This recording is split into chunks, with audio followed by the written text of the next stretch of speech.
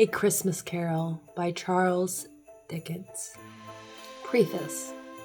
I have endeavored in this ghostly little book to raise the ghost of an idea, which shall not put my readers out of humor with themselves, with each other, with the season, or with me.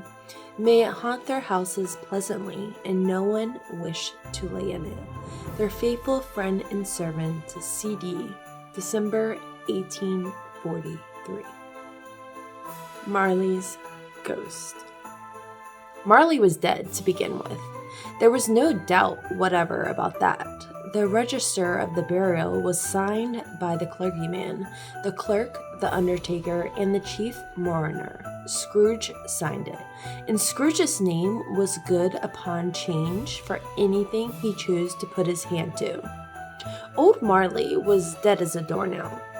Mind, I don't mean to say that I know of my own knowledge what there is particularly dead about a doornail.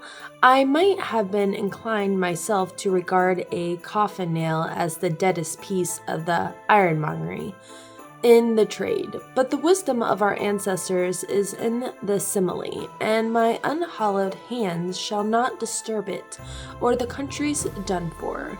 You will therefore permit me to repeat emphatically that Marley was dead as a doornail. Scrooge knew he was dead. Of course he did. How could it be otherwise? Scrooge and he were partners for I don't know how many years. Scrooge was his sole executor, his sole administrator, his sole assign, his sole residuary legatee, his sole friend, his sole mourner. And even Scrooge was not so dreadfully cut up by the sad event, but that he was an excellent man of business on the very day of the funeral, and solemnized it with an undoubted bargain. The mention of Marley's funeral brings me back to a point I started from. There is no doubt that Marley was dead. This must be distinctly understood, or nothing wonderful can come of the story I am going to relate.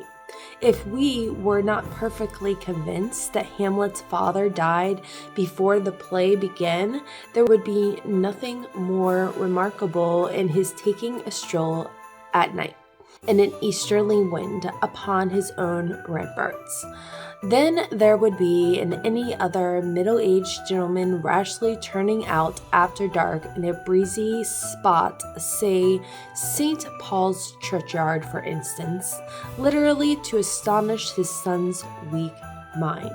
Scrooge never painted out old Marley's name. There it stood, years afterwards, above the warehouse door, Scrooge and Marley. The firm was known as Scrooge and Marley.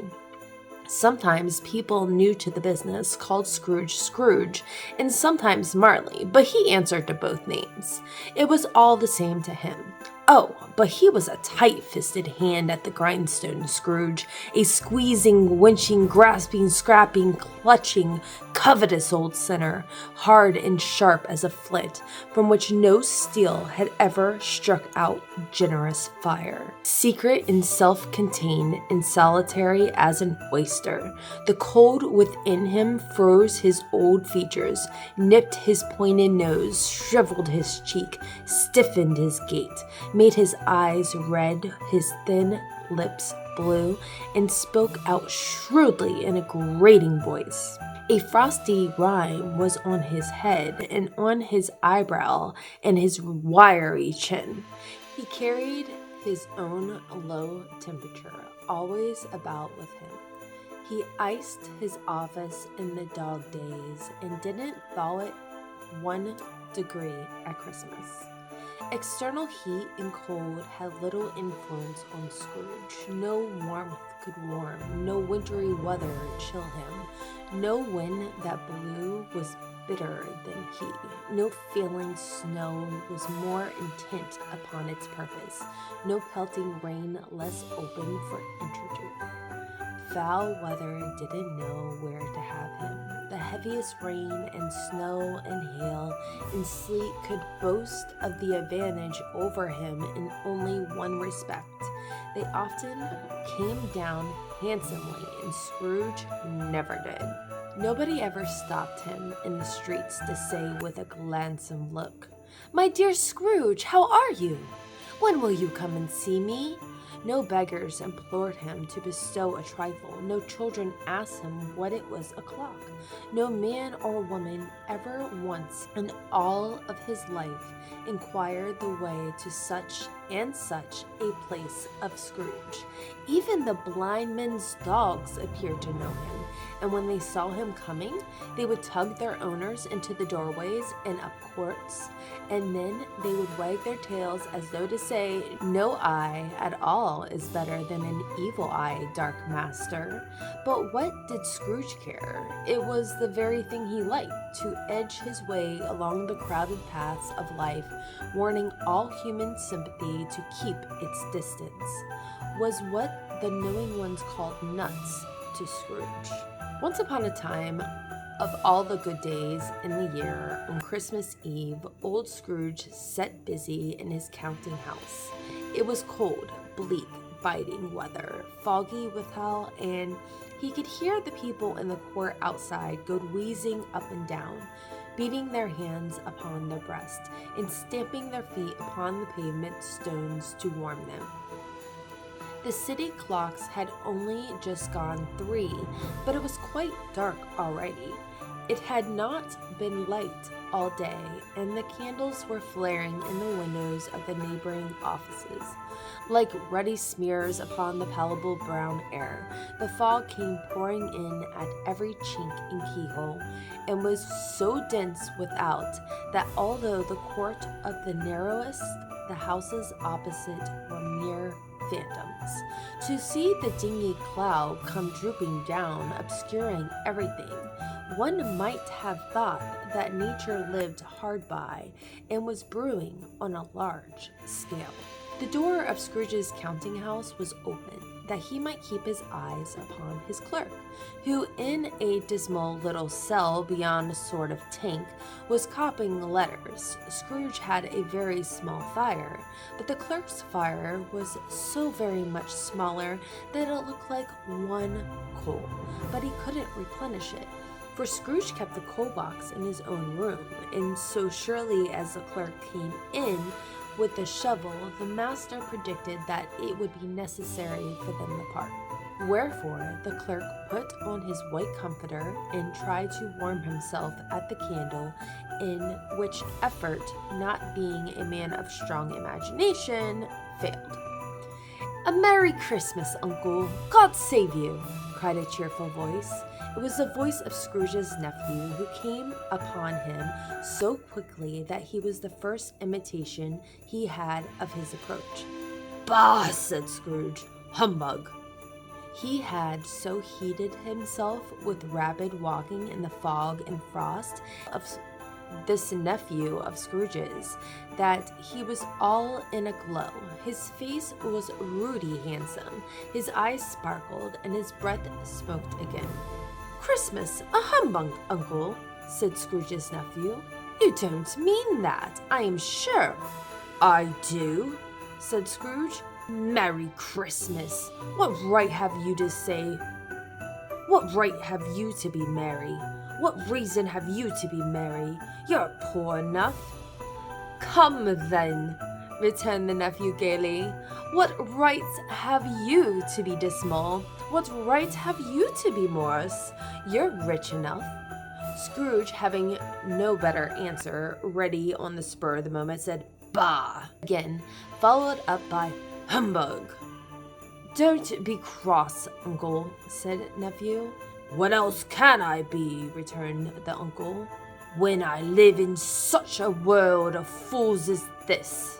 Merry Christmas, out upon Merry Christmas. What Christmas time to you but a time of paying bills without money, a time for finding yourself a year older and not an hour richer, a time for balancing your books and having every item through around a dozen months presented dead against you?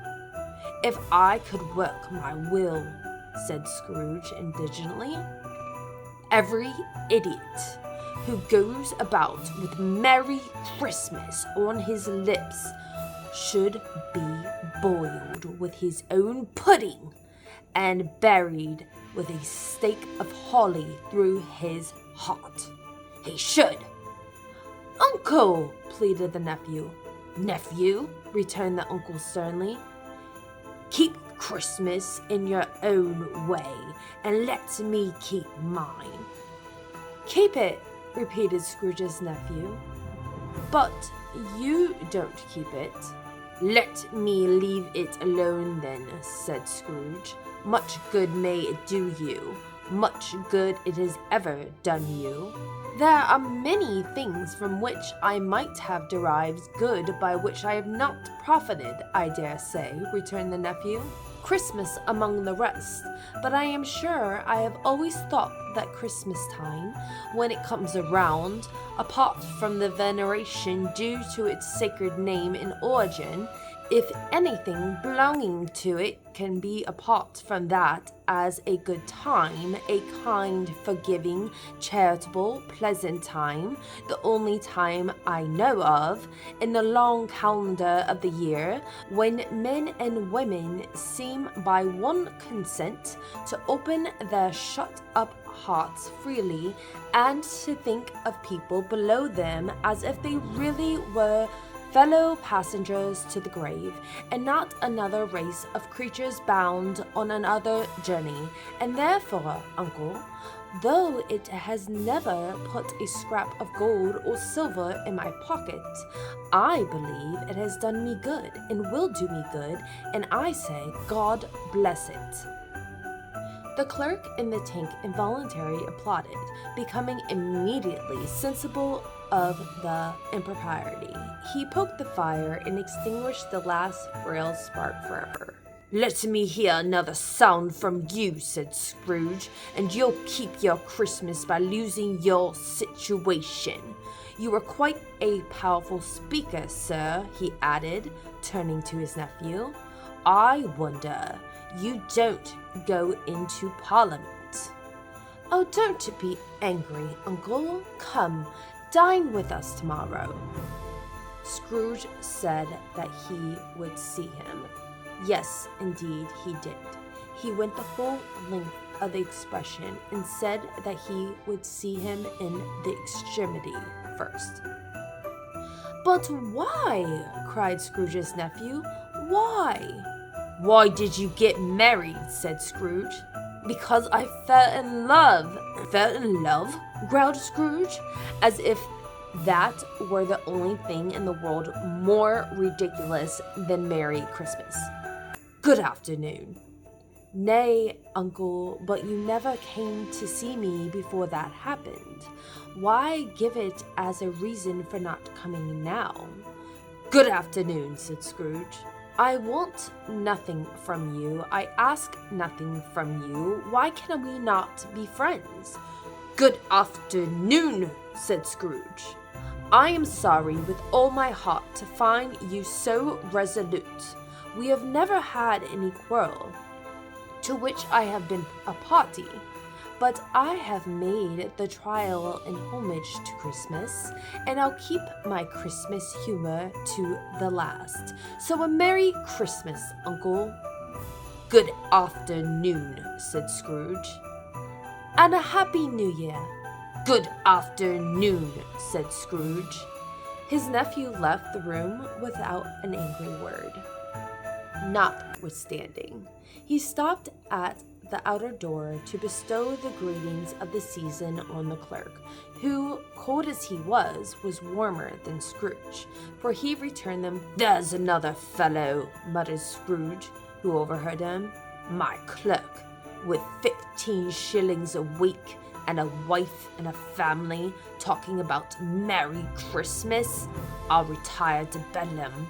This lunatic, in letting Scrooge's nephew out, had let 2 other people in. They were portly gentlemen, pleasant to behold, and now stood with their hats off in Scrooge's office. They had books and papers in their hands and bowed to him. "Scrooge and Marley's, I believe," said one of the gentlemen. referring to his list.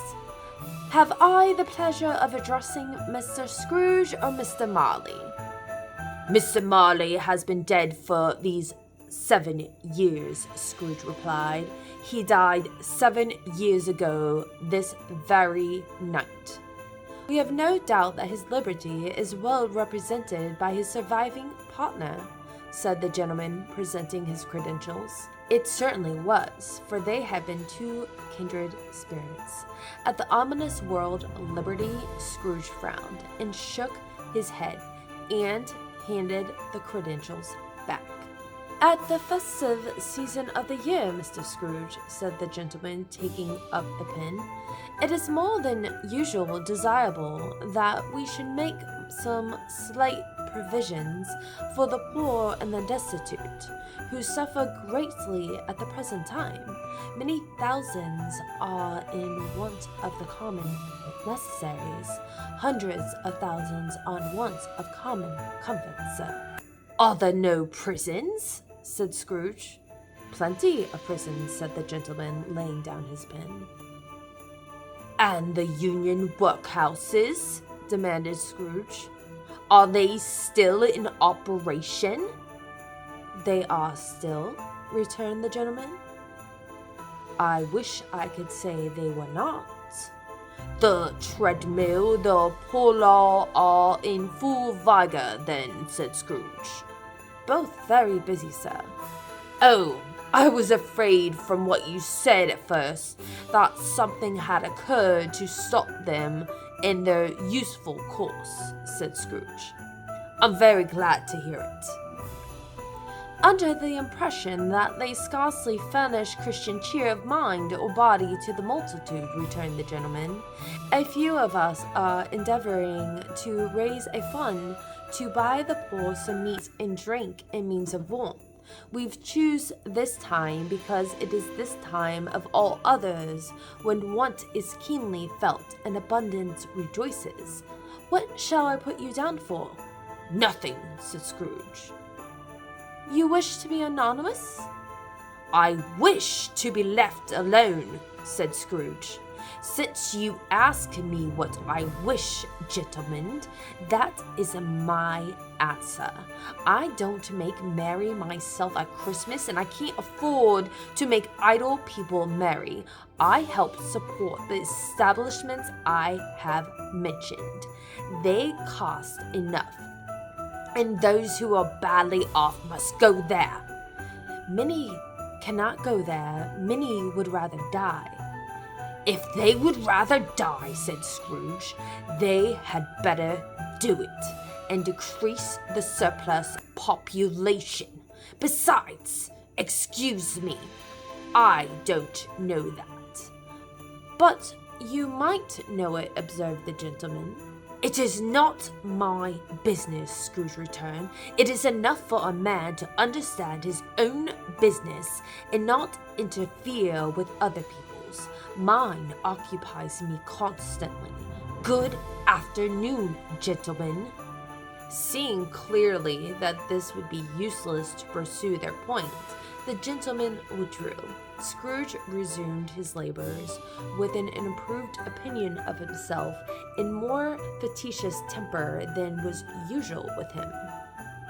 Meanwhile, the fog and the darkness thickened, so that people ran about with flaring lamps, proffering their service to go before horses and carriages and conduct them on their way.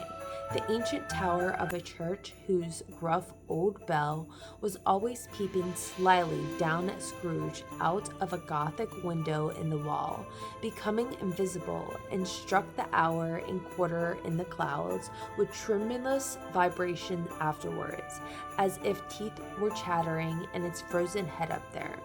The cold became intense. In the main street at the corner of the court, some laborers were reporting gas pipes and had lighted a great fire in the brazier, round which a party of ragged men and boys were gathered, warming their hands and winking their eyes before the blaze, in rapture.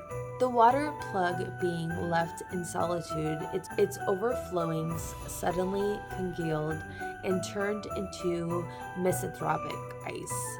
The brightness of the shops where holly sprigs and berries crackled in the lamp heat of the windows made pale faces ruddy as they passed. Poulterers' and grocers' trades became a splendid joke, a glorious pageant, with which it is next to impossible to believe that such a dull principles as bargain and sale had anything to do.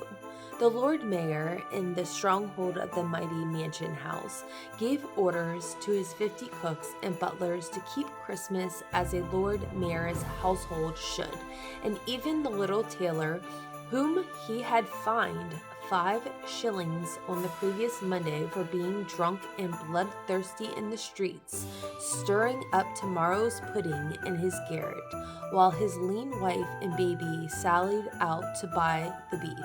Foggier yet, and colder. Piercing, searching, biting cold. If the good Saint Dunstan had but nipped the evil spirit's nose with a touch of such weather as that, instead of using his familiar weapons, then indeed he would have roared to lusty purpose. The owner of one scant young nose, gnawed and mummed by the hungry cold as bones are gnawed by dogs, stooped down at Scrooge's keyhole to regale him with a Christmas carol. But at the first sound of Scrooge seized the ruler with such energy of action that the singer fled in terror, leaving the keyhole to the fog, an even more congenial frost. At the length of the hour of shutting up the counting house arrived. With an ill will, Scrooge dismounted from his stool, tactically omitted the fact that the expectant clerk in the tank, who instantly snuffed his candle out and put on his hat. "You'll want all day tomorrow, I suppose," said Scrooge. "If it's quite convenient, sir." "It's not convenient," said Scrooge, "and it's not fair. If I was to stop half a crown for it, you think yourself ill-used, I'll be bound." The clerk smiled faintly. "And yet," said Scrooge, "you don't think me ill-used when I pay a day's wages for no work." The clerk observed that it was only once a year. "A poor excuse for picking a man's pockets every 25th of December," said Scrooge, buttoning his great coat to the chin. "But I suppose you must have the whole day. Be here all the earlier the next morning."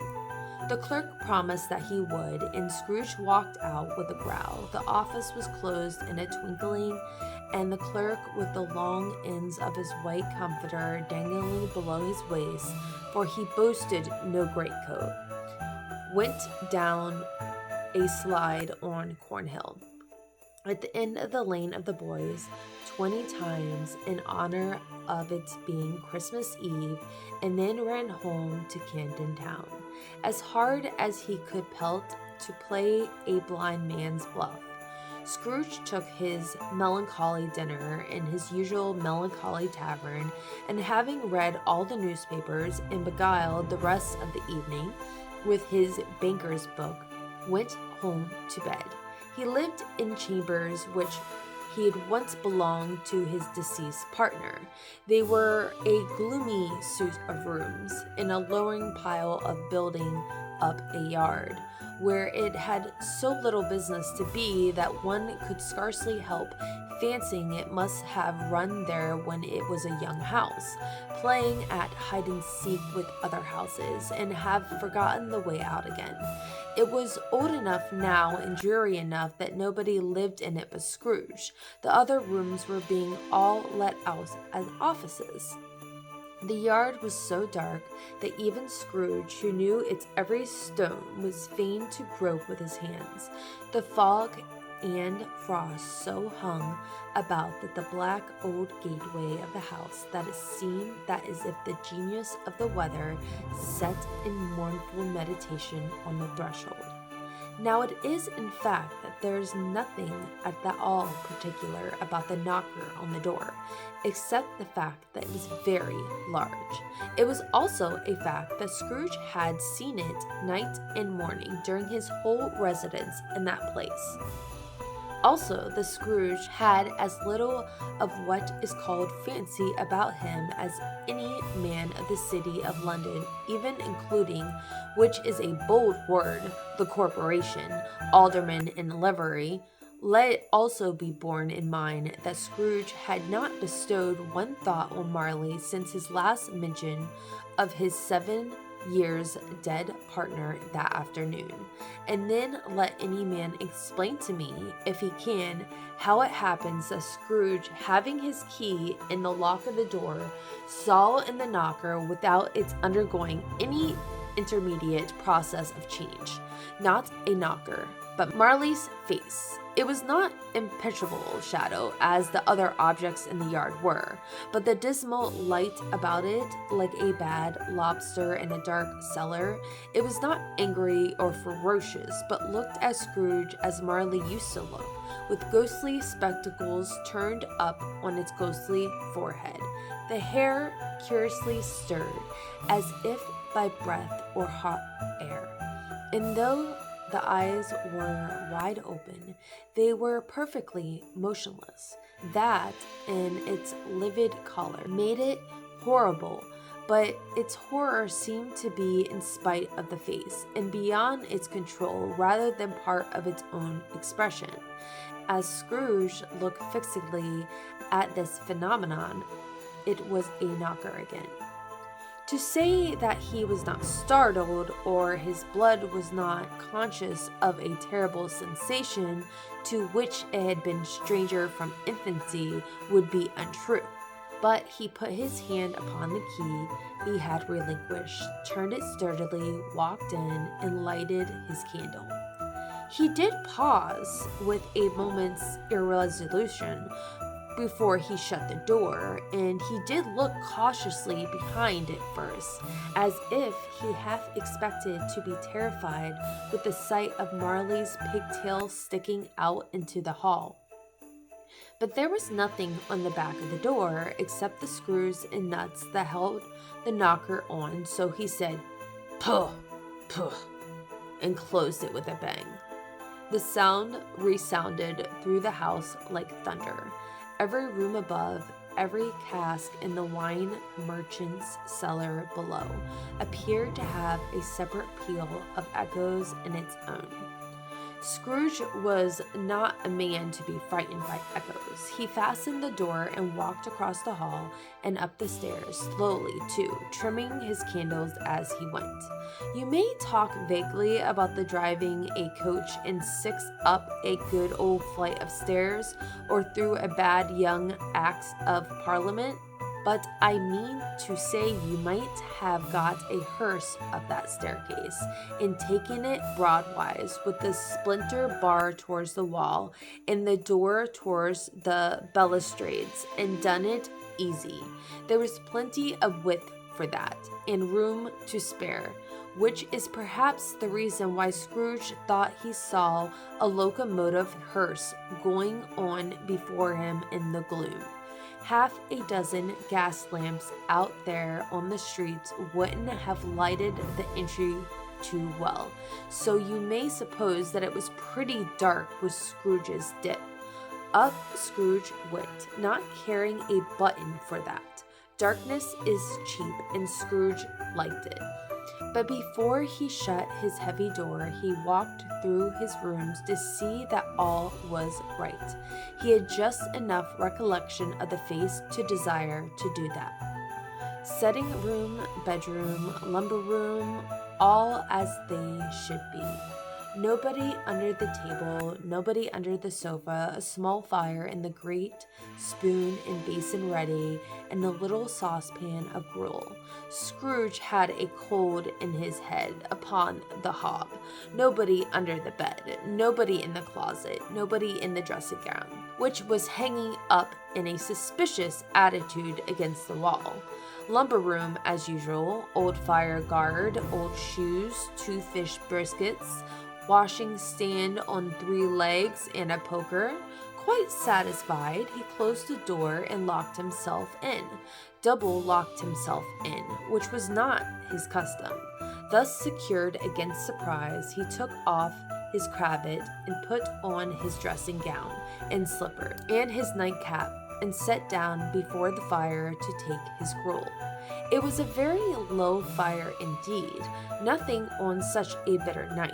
He was obliged to set close to it and brood over it before he could extract at least sensation of warmth from such a handful of fuel. The fireplace was an old one built by some Dutch merchant long ago and paved all round with quaint Dutch tiles, designed to illustrate the scriptures, where were Cain and Abel's, Pharaoh's daughters, queens of Sheba, angelic messengers descended through the air on clouds like feather beds, Abraham's, Belshazzar's apostles putting off to sea in butter boats, hundreds of figures to attract his thoughts, and yet the face of Marley's 7 years dead came like the ancient prophet's rod and swallowed up the whole.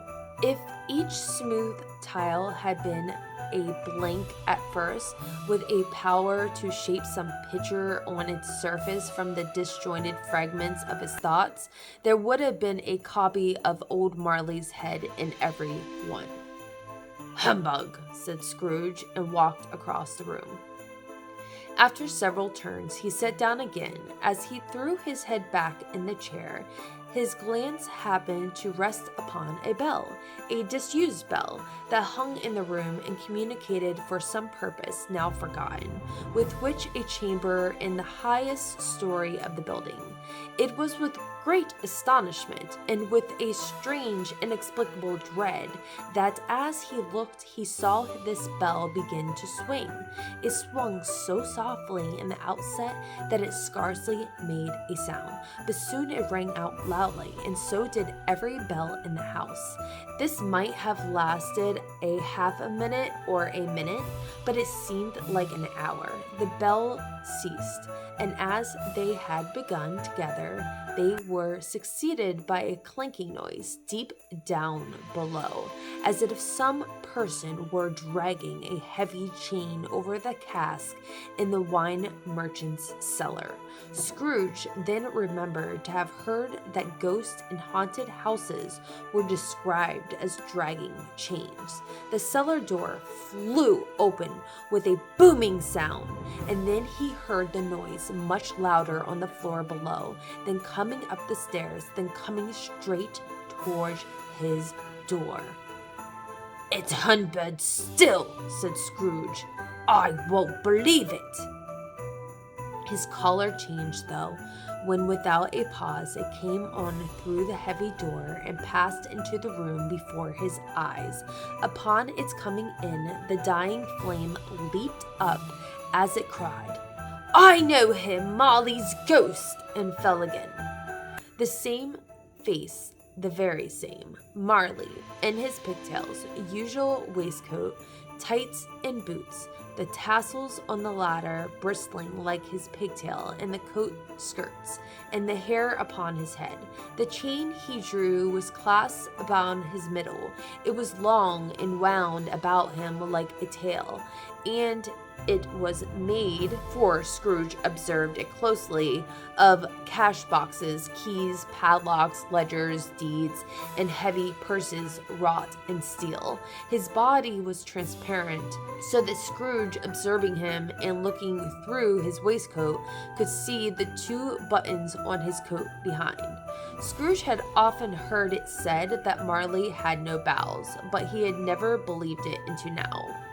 Nor did he believe it even now, though he looked like a phantom through and through, and saw it standing before him, though he felt the chilling influence of its death-cold eyes, and marked the very texture of the folded kerchief bound about its head and chin, which wrapper he had not observed before.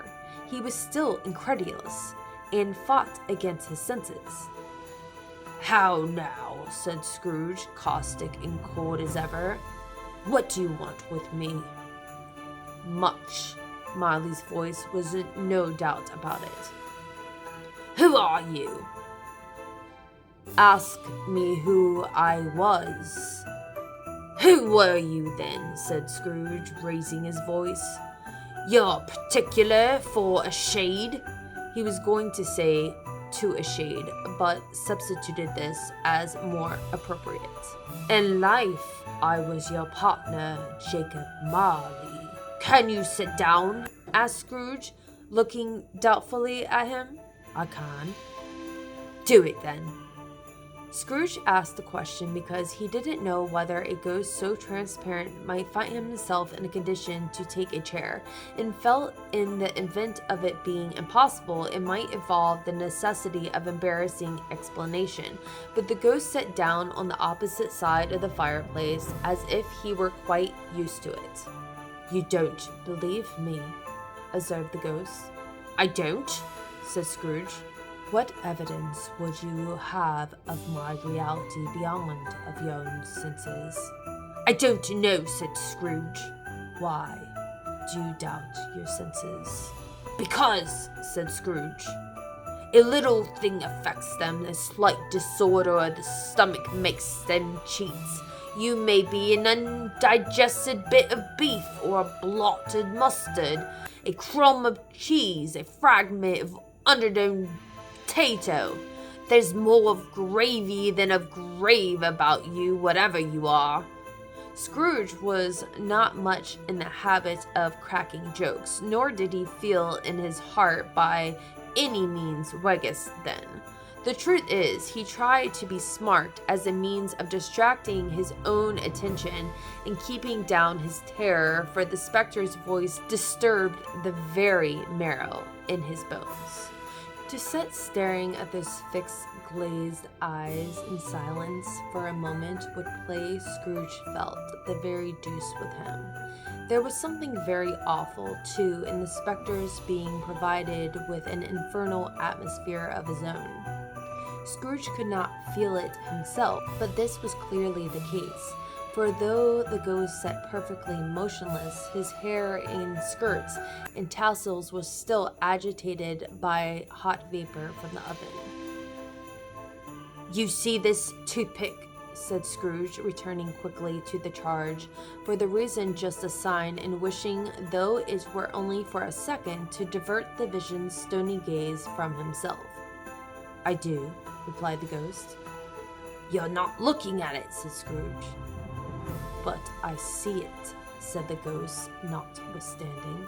"Well," returned Scrooge, "I have but to swallow this, and be for the rest of my days persecuted by the legion of goblins, all by my own creation. Humbug! I tell you, humbug!" At this point, the spirit raised a frightful cry and shook his chains with such a dismal and appalling noise that Scrooge held on tight to his chair to save himself from falling in a swoon. But how much greater was his horror when the phantom, taking off the bandage round his head as if were too warm to wear indoors, then lower jaw dropped down upon his breast. Scrooge fell back upon his knees and clasped his hands before his face. "Mercy!" he said. "Dreadful apparition! Why do you trouble me?" "Man of the worldly mind," replied the ghost, "do you believe in me or not?" "I do," said Scrooge. "I must. But why do spirits walk the earth? Why do they come to me?"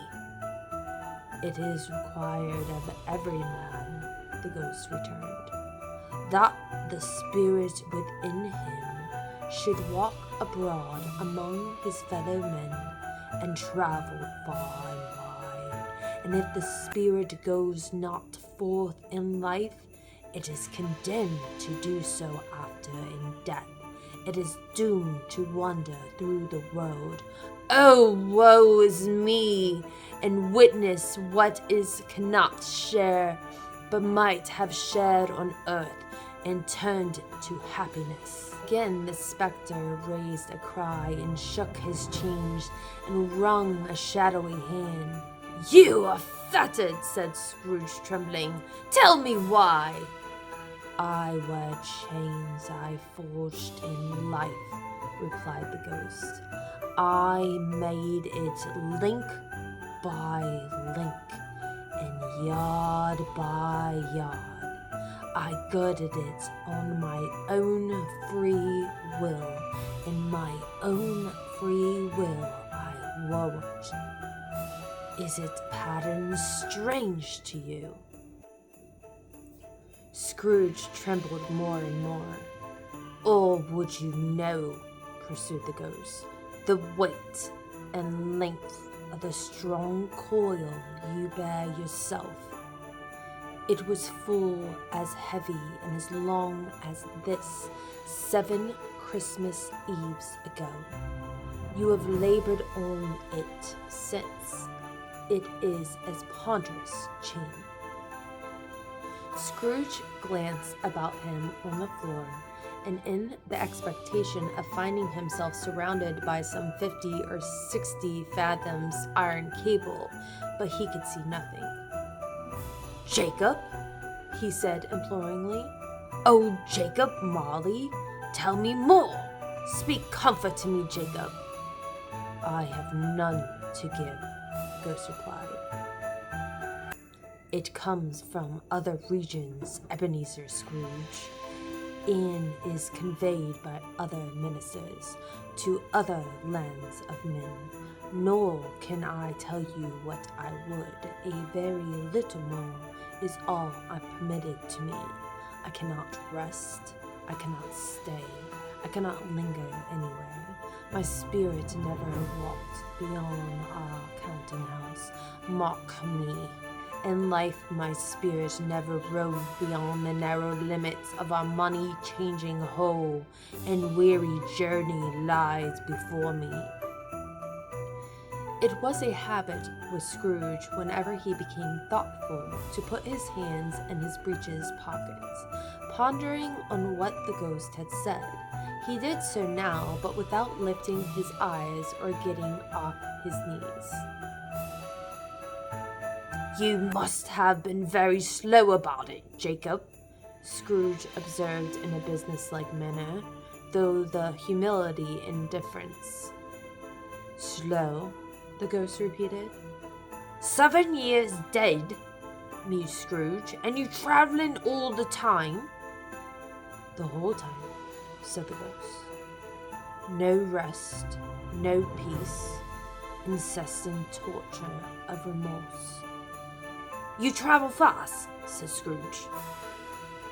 On the wings of the wind, replied the ghost. You might have got over a great quantity of ground in 7 years, Scrooge said.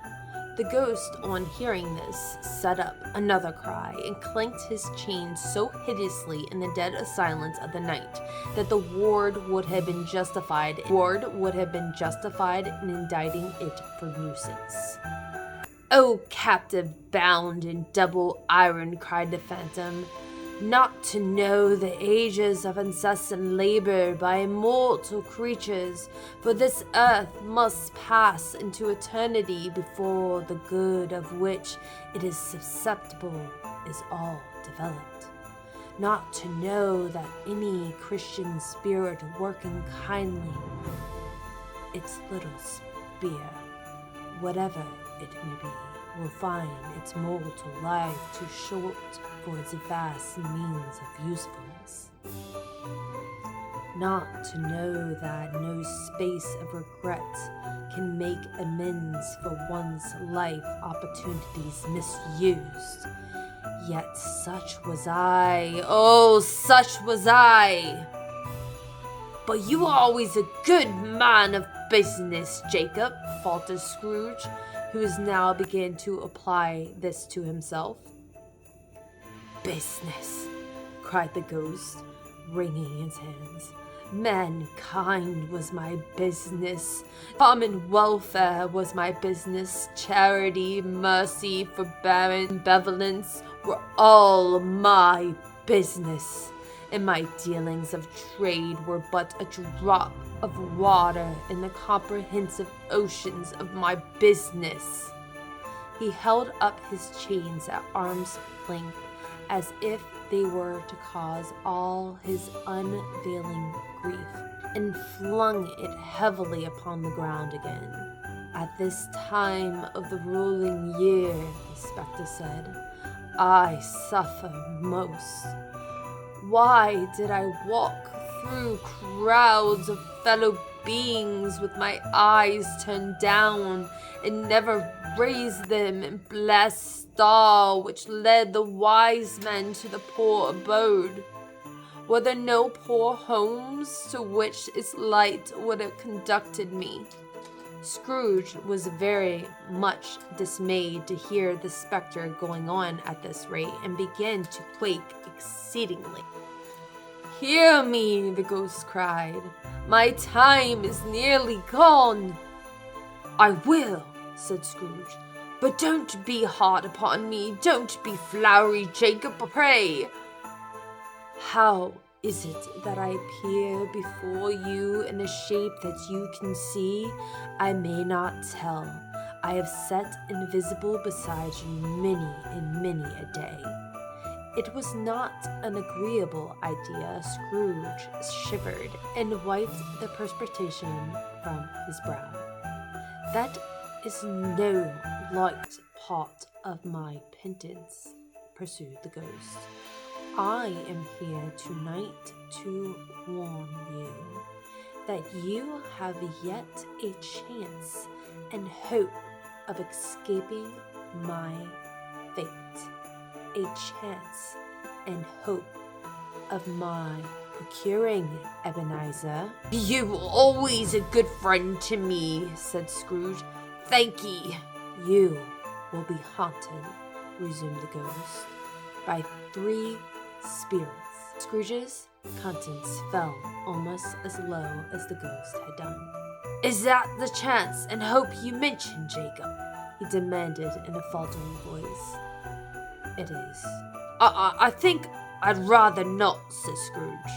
"Without the visits," said the ghost, "you cannot hope to shun the path I tread. Expect the first tomorrow when the bell tolls 1. "Couldn't I take 'em all at once and have it over with, Jacob?" hinted Scrooge. "Expect the second on the next night at the same hour. The third upon the next night when the last stroke of 12 has ceased to vibrate. Look to see me no more, and look that for your own sake you remembered what has passed between us."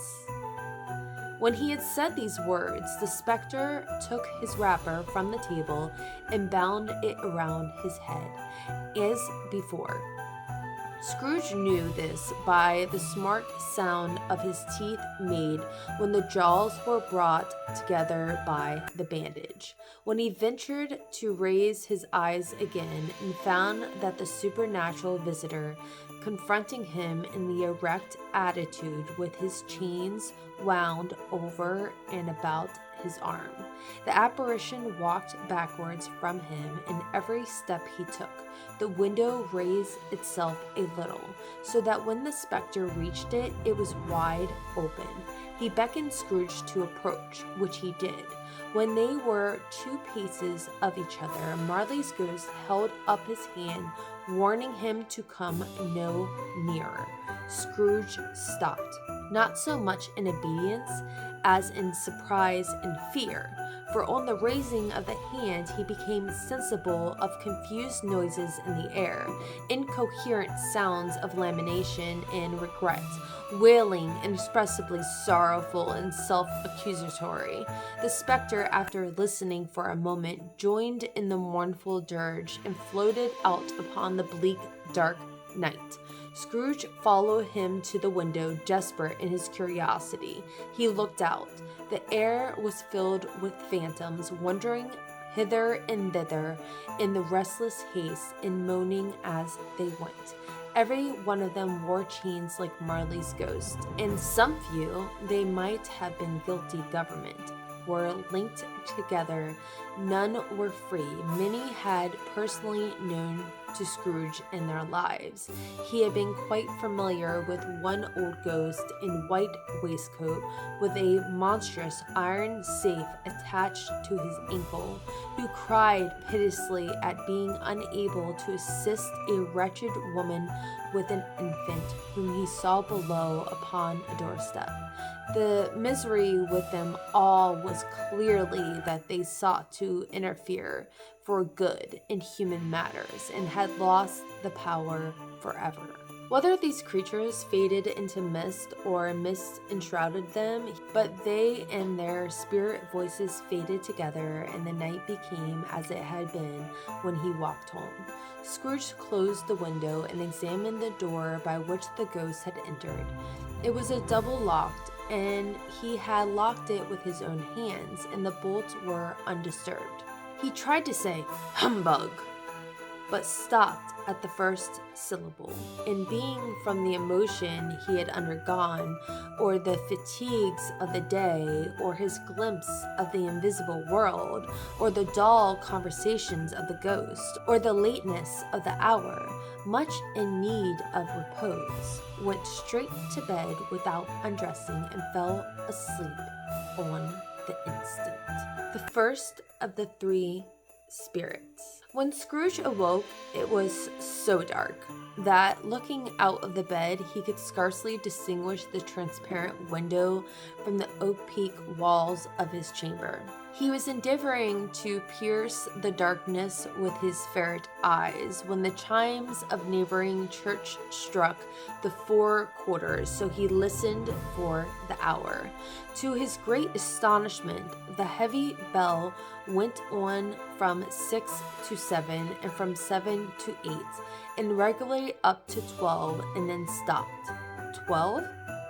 It was past 2 when he went to bed. The clock was wrong. An icicle must have gotten into the works. 12? He touched the springs of his repeater to correct this most preposterous clock. Its rapid little pulse beat 12 and stopped. "Why, that's not possible," said Scrooge. "That I can have slept through a whole day and fall into another night. It is impossible that anything has happened to the sun, and this is 12 at noon." The idea of being an alarming one, he scrambled out of bed and groped his way to the window. He obliged to rub the frost off with the sleeve of his dressing gown before he could see anything, and could see very little then. All he could make out was that it was still very foggy and extremely cold, and there was no noise of people running to and fro and making a great stir, as there unquestionably would have been if night had beaten off bright day and taken possession of the world.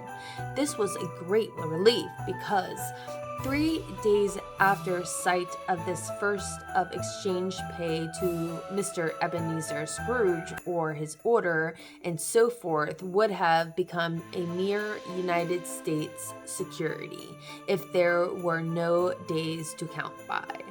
Scrooge went to bed again, and thought and thought and thought it over and over, and could make nothing of it. The more he thought, the more perplexed he was, and the more he endeavored not to think, the more he thought. Marley's ghost bothered him exceedingly. Every time he revolved within himself, after maturity inquiry, that it was all a dream. His mind flew back again, like a strong spring released to its first position, and presented the same problem to be worked all through. Was it a dream or not? Scrooge lay in this state until the chime had gone 3 quarters more, and then he remembered on a sudden that the ghost had warned him of a visitation when the bell tolled 1. He resolved to lie awake until the hour passed, and considered that he could no more go to sleep than go to heaven. This was, perhaps, the wisest resolution in his power. The quarter was so long that he was more than once convinced that he must have sunk into a doze unconsciously and missed the clock. At length it broke upon his listening ear. "Ding dong, 1/4 past," said Scrooge, counting. "Ding dong, 1/2 past," said Scrooge. "Ding dong, 1/4 to it," said Scrooge. "Ding dong, the hour itself," said Scrooge triumphantly, "and nothing else." He spoke before the hour bell sounded, which it now did with a deep, dull, hollow, melancholy one.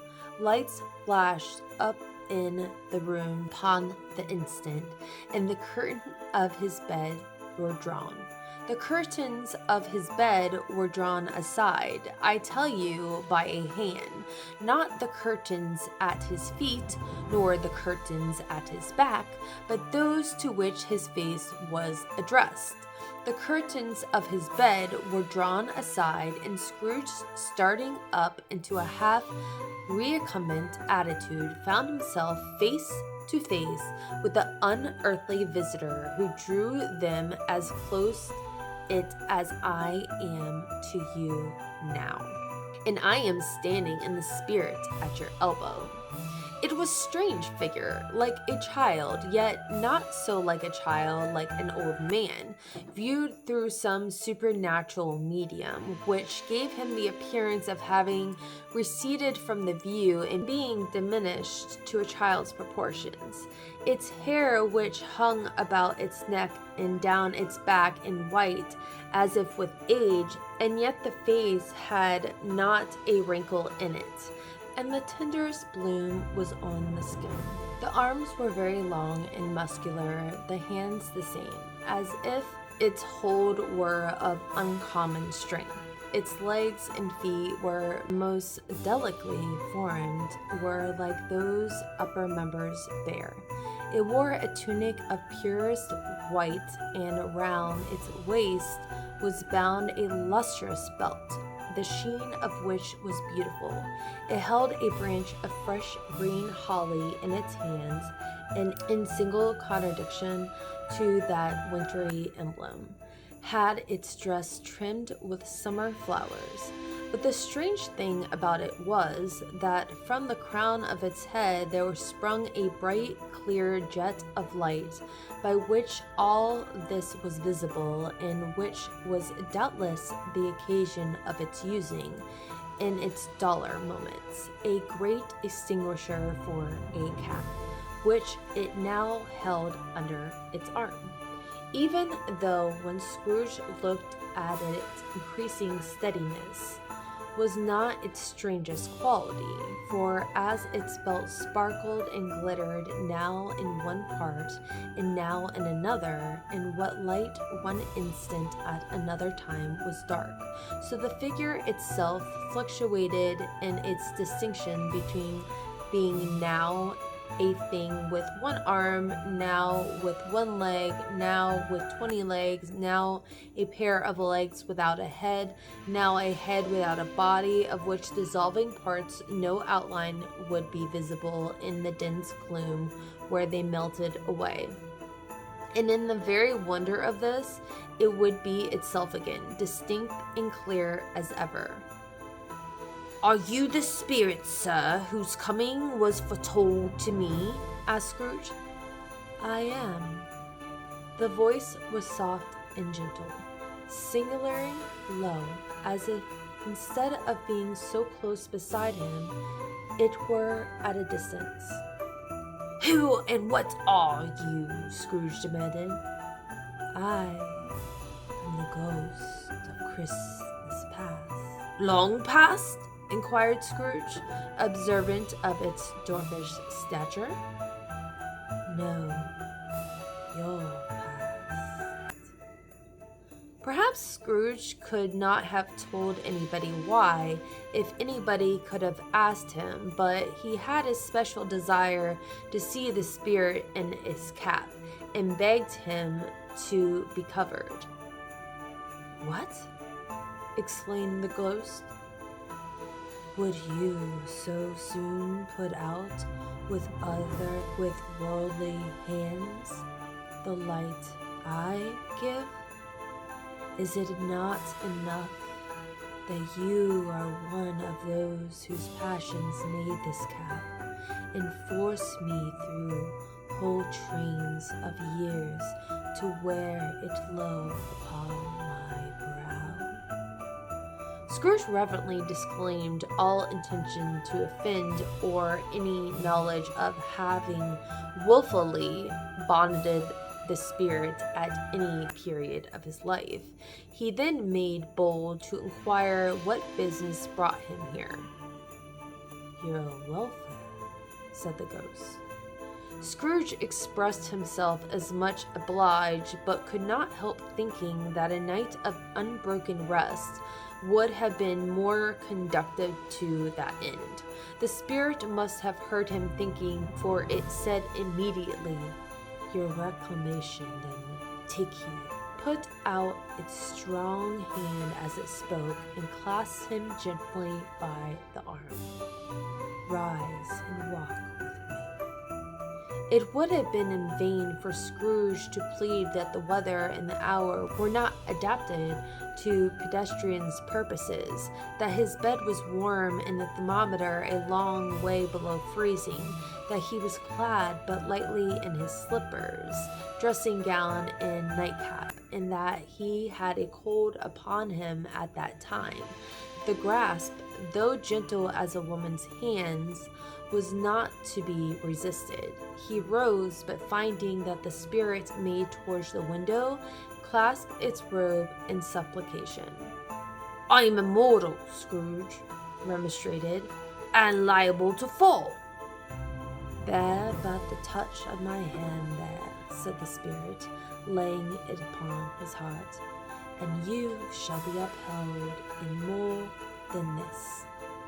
As the words were spoken, and passed through the wall, and stood upon an open country road, with fields on either hand, the city had entirely vanished. Not a vestige of it was to be seen. The darkness and the mist had vanished with it, for it was clear, cold winter day with snow upon the ground. "Good heaven!" said Scrooge, clasping his hands together as he looked about him. "I was bred in this place. I was a boy here." The spirit gazed upon him mildly. Its gentle touch, though it had been light and instantaneous, appeared still present to the old man's sense of feeling. He was conscious of the thousand odors floating in the air, each one connected with a thousand thoughts and hopes and joys and cares long forgotten. "Your lip is trembling," said the ghost. "And what is that upon your cheek?" Scrooge muttered with an unusual catching in his voice that it was a pimple, and begged the ghost to lead him where he would. "You recollect the way?" inquired the spirit. "Remember it?" cried Scrooge with fervor. "I could walk it blindfold." "Strange to have forgotten it for so many years," observed the ghost. "Let us go on." They walked along the road, Scrooge recognizing every gate and post and tree, until a little market town appeared in the distance, with its bridge, its church, its winding river. Some shaggy ponies now were seen trotting towards them with boys upon their backs, who called to another boys in the country gigs and carts driven by farmers. All these boys were in great spirits and shouted to each other until the broad fields were so full of merry music that the crisp air laughed to hear it. "These are but shadows of the things that have been," said the ghosts. "They have no consciousness of us." The jocund travels came on, and as they came, Scrooge knew and named them every one. Why was he rejoiced beyond all bounds to see them? Why did his cold eyes glisten and his heart leap up as they went past? Why was he filled with gladness when he heard them give each other Merry Christmas as they parted at the crossroads and byways for their several homes. What was Merry Christmas to Scrooge? Out upon Merry Christmas? What good had it ever done him? "The school is not quite deserted," said the ghost. "A solitary child, neglected by his friends, is left there still." Scrooge said he knew it, and he sobbed. They left High Road by a well-remembered lane and soon approached a mansion of dull red brick, with a little weathercocked surmounted cupola on the roof, and a bell hanging in it. It was a large house, but one of broken fortunes, for the spacious offices were little used, their walls were damp and mossy, their windows broken, and their gates decayed. Fowls clucked and strutted in the stables and coach houses, and sheds were overrun with grass. Nor was it more retentive of its ancient state. Within, for entering the dreary hall and glancing through the open doors of many rooms, they found them poorly furnished, cold, and vast. There was an earthy savor in the air, a chilly bareness in the place, which associated itself somehow with too much getting up by candlelight and not too much to eat. They went, the ghost and Scrooge, across the hall to a door at the back of the house. It opened before them and disclosed a long, bare, melancholy room, made barer still by the lines of plain deal forms and desks. At one of these, a lonely boy was reading near a feeble fire, and Scrooge sat down upon a form and wept to see his poor, forgotten self as he had used to be. Not a lame echo in the house, not a squeak and scuffle from the mice behind the paneling, not a drip from the half-thawed waterspout in the dull yard behind, not a sigh among the leafless boughs of one disappointed poplar, not the idling swinging of an empty storehouse door, nor not a clicking on the fire, but fell upon the heart of Scrooge with softening influence, and gave a freer passage to his tears. The spirit touched him on the arm and pointed to his younger self, intent upon his reading. Suddenly, a man in the foreign garments, wonderfully real and distinct to look at, stood outside the window with an axe stuck in his belt and leading by the bridle an ass laden with wood. "Why, it's Ali Baba," Scrooge explained in ecstasy. "It's dear old honest Ali Baba. Yes, I know. One Christmas time, when yonder solitary child was left here all alone, he did come for the first time, just like that, poor boy, and Valentine," said Scrooge. "And his wild brother Orson. There they go. And what's his name, who was put down in his drawers asleep at the gate of Damascus? Don't you see him in the Sultan's groom, turned upside down by the Jinni? There he is upon his head. Serve him right. I'm glad of it. What business had he to be married to Princess?" To hear Scrooge's expending all this earnest of his nature on such subjects, in a most extraordinary voice between laughing and crying, and to see his heightened and excited face, would have been a surprise to his business friends in the city indeed. "There's a parrot," cried Scrooge. "Green body and yellow tail, with a thing like lettuce growing out of the top of its head. And there he is, poor Robin Crusoe," and called him, when he came home again after sailing around the island. "Poor Robin Crusoe, where have you been, Robin Crusoe?" The men thought he was dreaming, but he wasn't. It was the parrot, you know. There goes Friday running for his life to the little creek. "Hollo, hoot, holla!" Then, with the rapidity of transition, very foreign to his usual character, he said, in pity his former self, "Poor boy." and cried again. "I wish," Scrooge muttered, putting his hands in his pockets and looking about him after drying his eyes with his cuff, "but it's too late now." "What is the matter?" asked the spirit. "Nothing," said Scrooge. "There was a boy singing at a Christmas carol at my door last night. I should have liked to given him something, that's all." The ghost smiled thoughtfully and waved its hand, saying, as it did so, "Let us see another Christmas." Scrooge's former self grew larger at the words, and the room became a little darker and more dirtier. The panels shrunk, the windows cracked, and the fragments of plaster fell out of the ceiling, and the naked lath were shown instead. But how all this was brought about, Scrooge knew no more than you do. He only knew that it was quite correct, that everything had happened so, and that there he was alone again, when all the other boys had gone home for the jolly holidays. He was not reading now, but walking up and down despairingly.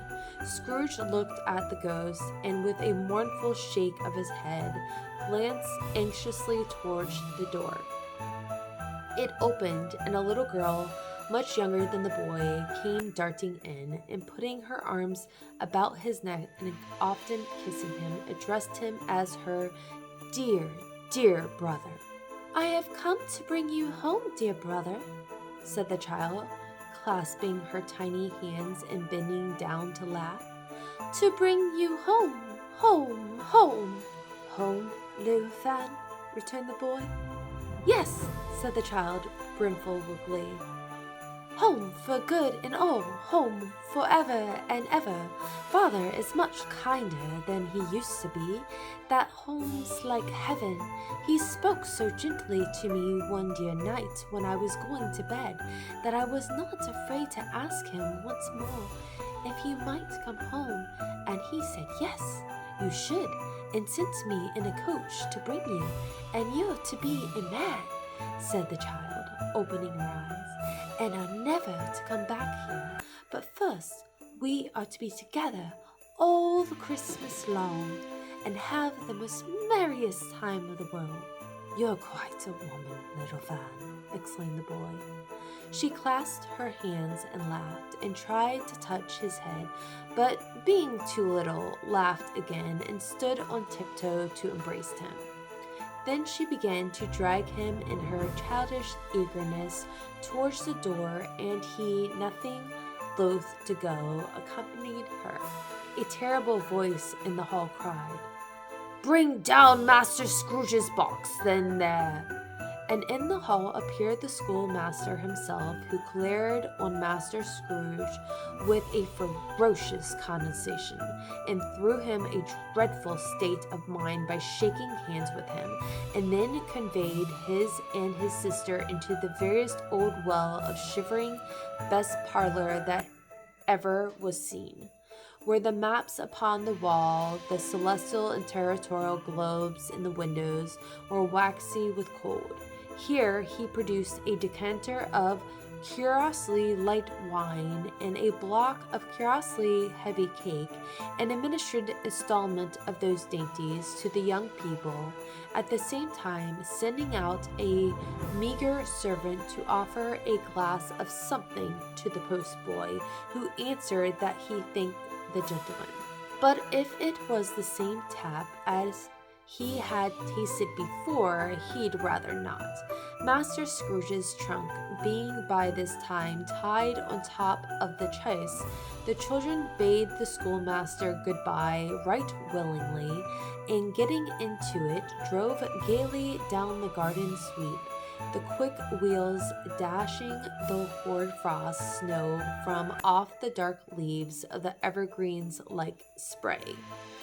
"Always a delicate creature whom breath might withered," said the ghost, "but she had a large heart." "So she had," cried Scrooge. "You're right. I will not go gainsay it. Spirit, God forbid. She died a woman, said the ghost, and had, as I think, children. One child, Scrooge returned. True, said the ghost, your nephew. Scrooge seemed uneasy in his mind and answered briefly, yes. Although they had but the moment left in the school behind them, they were now in the busy thoroughfares of the city, where shadowy passengers passed and repassed, where shadowy carts and coaches battled for the cold, battled for the way, and all the strife and tumult of a real city were. It was made plain enough by the dressing of the shops that here too it was Christmas time again, but it was evening and the streets were lighted up. The ghost stopped at a certain warehouse door and asked Scrooge if he knew it. Know it, said Scrooge. Was I an apprentice here? They went in at the sight of an old gentleman in a Welsh wig sitting behind such a high desk that if he had not been 2 inches taller, he must have knocked his head against the ceiling. Scrooge cried in great excitement, Why, that's old Fezziwig! Bless his heart, it's Fezziwig! Alive again! Old Fezziwig laid down his pen and looked up at the clock, which pointed to the hour of 7. He rubbed his hands, adjusted his capacious waistcoat, laughed all over himself, his shoes to his organ of benevolence, and called out in a comfortable, oily, rich, fat, jovial voice, Yo! There! Ebenezer! Dick! Scrooge's former self, now grown by a young man, came briskly and accompanied by his fellow apprentice. Dick Wiggins, to be sure, said Scrooge to the ghost. Bless me, yes, there he is. He was very much attached to me, was Dick. Poor Dick, dear, dear. Yo-ho, my boy, said Fezziwig. No more work tonight. Christmas Eve, Dick. Christmas. Ebenezer, let's have the shutters up, cried old Fezziwig, with a sharp clap of his hands. Before a man can say Jack Robinson, you wouldn't believe how those two fellows went at it. They charged into the street with the shutters. 1, 2, 3, had them up in their paces. 4, 5, 6, barred them, pinned them. 7, 8, 9, and came back before you could have gotten to 12, panting like racehorses. Hilly-ho! cried old Fezziwig, skipping down from the high desk with wonderful agility. Clear away, my lads, and let's have lots of room here. Hilly-ho, Dick! Cheery up, Ebenezer! Clear away! There was nothing they would have cleared away, or could have cleared away, with old Fezziwig looking on. It was done in a minute. Every movable was packed off as if it was dismissed from public life forevermore. The floors were swept and watered and lamps trimmed. Fuel was heaped upon the fire, and the warehouse was so snug and warm and dry and bright, a ballroom, as you say, would desire to see upon a winter's night. In came a fiddler with music book and went up to the lofty desk and made an orchestra of it, and tuned like 50 stomachs. In came Mrs. Fezziwig, one vast, substantial smile. In came the 3 Miss Fezziwigs, beaming and lovable. In came the 6 young followers whose hearts they broke. In came all the young men and women employed in the business. In came the housemaid and with her cousin, the baker. In came the cook with her brother, particular friend, the milkman. In came the boy from over the way, who was suspected of not having board enough from his master, trying to hide himself behind the girl from next door, but one who was proved to have had her ears pulled by her mistress. In they all came, one after another, some shyly, some boldly, some gracefully, some awkwardly, some pushing, some pulling. In they all came, anyhow and everyhow. Away they all went 20 couple at once, hand half round and back again the other way, down the middle and up again, round and around in various stages of affectionate groupings, old top couple always turning up in the wrong place, new top couple starting off again. As soon as they got there, all top couples at last, and not a bottom one to help them. When this result was brought about, old Fezziwig, clapping his hands to stop the dance, and cried out, "Well done!" and his fiddler plunged his hot face into the pot of porter, especially provided for that purpose. But scorning rust upon his reappearance, he instantly began again, though there were no dances yet, as if the other fiddler had been carried home, exhausted on a shutter, and he was a brand new man, resolved to beat him out of sight or perish. There were more dancers, and there were more forfeits, and more dancers, and cake, and there was niggas, and there was great pieces of cold roast, and there was a great piece of cold boiled, and of mince pies, and plenty of beer. But the great effect of the evening came after the roast and the boiled, when the fiddler, an artful dog, mind, the sort of man who knew his business better than you or I could have told him, struck up Sir Roger del Calvary. Then old Fezziwig stood out alone to dance with Miss Fezziwig. Top couple too, with a good stiff piece of work cut out for them. 3 or 4 or 20 pairs of partners, people who were not to be trifled with, people who would dance and had no notion of walking. But if they could have been twice as many, 4 times, old Fezziwig would have been a match for them, and so would Miss Fezziwig. As to her, she was worthy to be his partner in every sense of the term.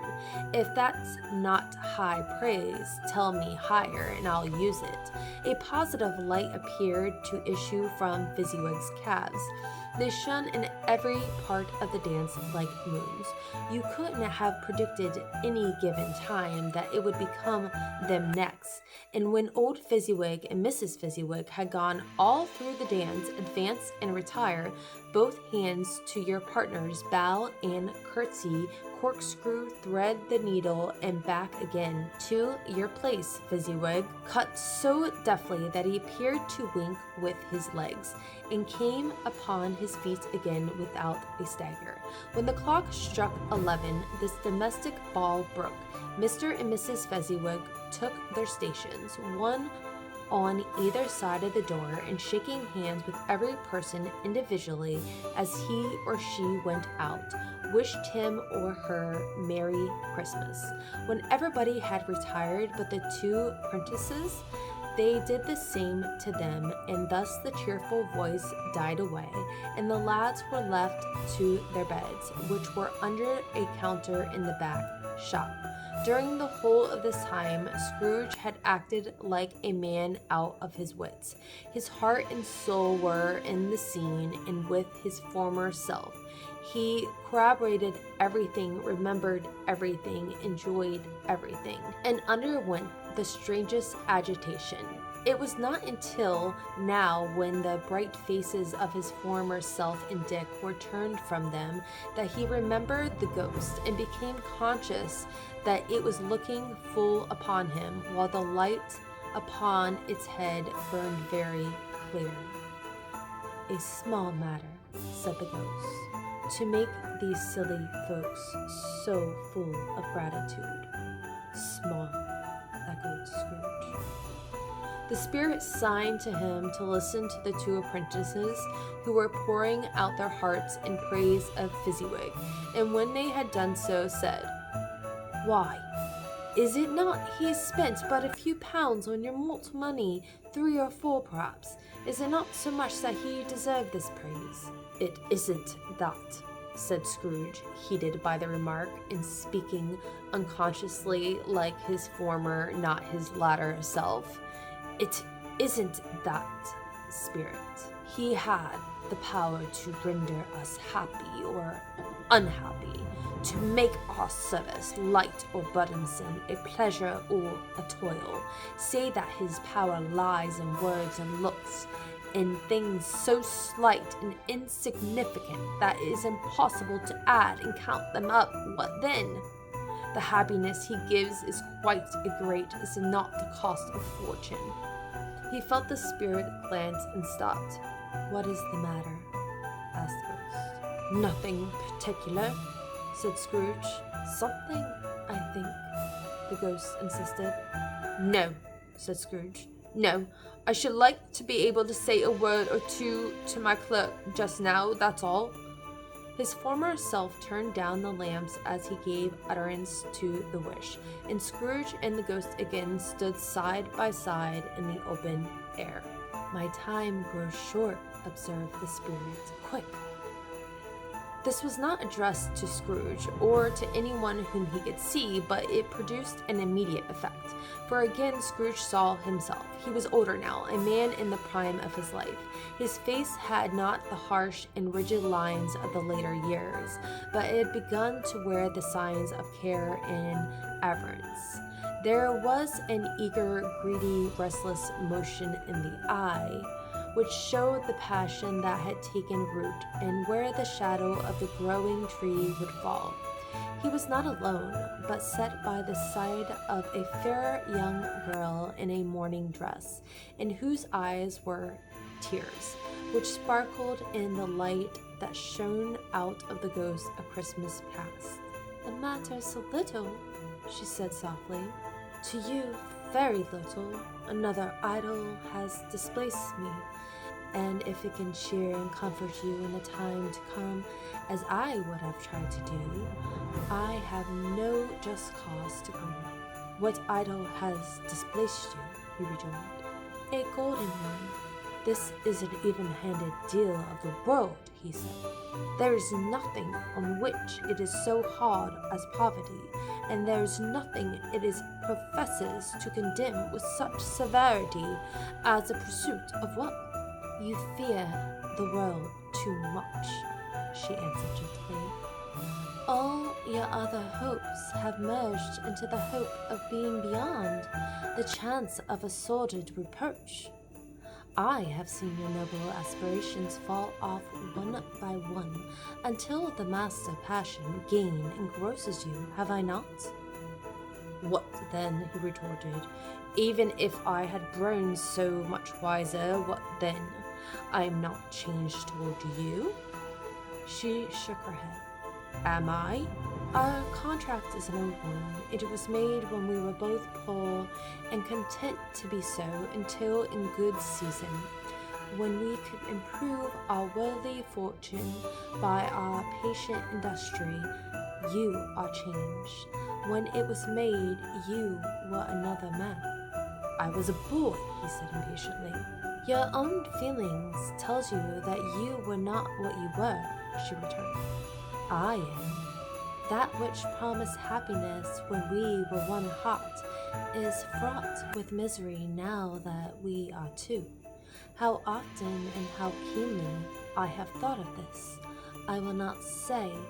It is enough that I have thought of it and can release you." "Have I ever thought to release you?" "In words, no, never."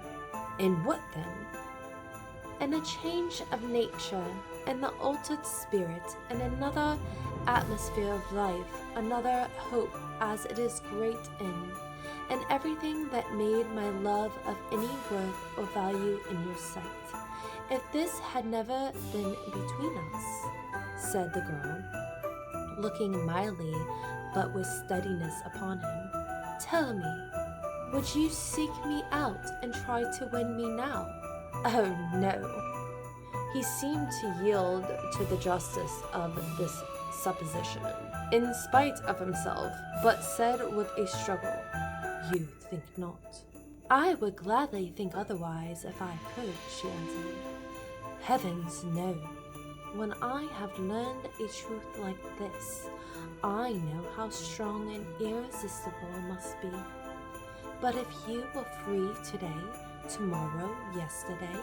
Can even I believe that you would choose a dowerless girl, you, who, in your very confidence with her, weighing everything by gain, or choosing her, if for a moment you were false enough to your own gilding principles to do so, do I not know that your repentance and regret would surely follow? I do, and I release you with a full heart for the love of him you once were. He was about to speak, but with her head turned from him, she resumed. You may, the memory of what is past half makes me hope you will have pain in this. A very, very brief time, and you will dismiss the whole recollection of it, gladly as an unprofitable dream, from which it happened well that you woke. May you be happy in the life you have chosen. She left him, and they parted. Spirit, said Scrooge, show me no more. Conduct me home.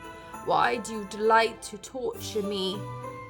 One shadow more, exclaimed Ghost. No more, cried Scrooge, no more. I don't wish to see it. Show me no more. But the relentless Ghost pinioned him in both his arms and forced him to observe what happened next. There were in another scene a place, a room, not very large or handsome, but full of comfort. Near to the winter fire sat a beautiful young girl, so like the last that Scrooge believed it was the same until he saw her, now a comely matron, sitting opposite her daughter. The noise in this room was perfectly tumultuous, for there was more children there than Scrooge in his agitated state of mind could count, and unlike the celebrated Hard in the poem, they were not 40 children conducting themselves like one, but every child was conducting itself like 40. The consequences were uproarious beyond belief, but no one seemed to care. On the contrary, the mother and daughter laughed heartily and enjoyed it very much, and the latter, soon beginning to mingle in the sports, got pillaged by the young brigands most ruthlessly. What would I have not given to be one of them? Though I never could have been so rude, no, I wouldn't for the wealth of all the world, having crushed that braided hair and torn it down. And for the precious little shoe, I wouldn't have plucked it off. God bless my soul to save my life.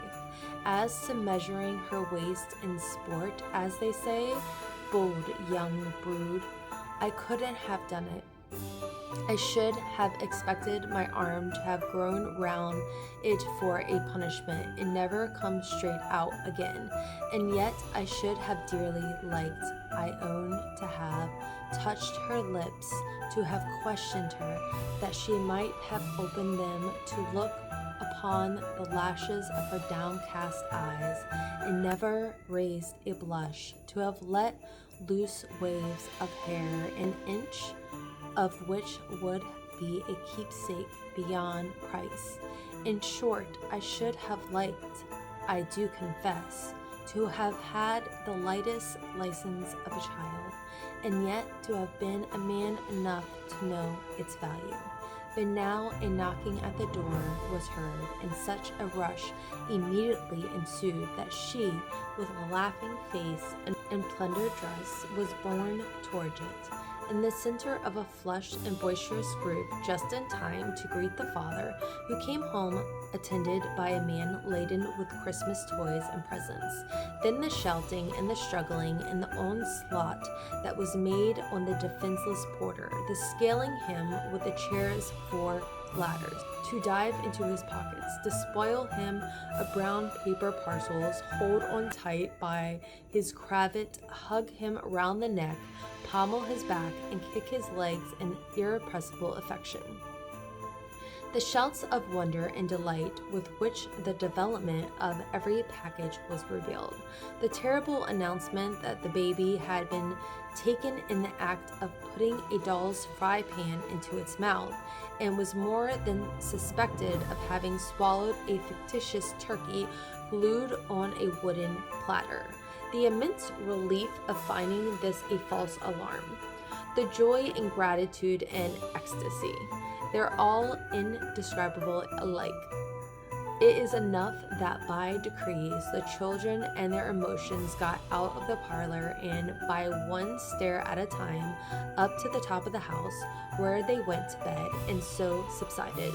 And now Scrooge looked on more attentively than ever, when the master of the house, having his daughter leaning fondly on him, sat down with her and her mother at his own fireside, and when he thought that such another creature, quite as graceful and as full of promise, might have called him father, and had been springtime in the haggard winter of his life, his sight grew very dim indeed. "Belle," said the husband, turning to his wife with a smile, "saw an old friend of yours this afternoon." "Who was it?" "Guess." "How can I? Tut! Don't I know?" she added in the same breath, laughing as he laughed. "Mr. Scrooge." Mr. Scrooge it was. I passed his office in the window, and it was not shut up, and he had a candle inside.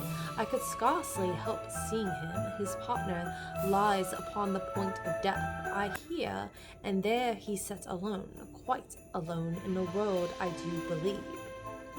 "Spirit," said Scrooge in a broken voice, "remove me from this place."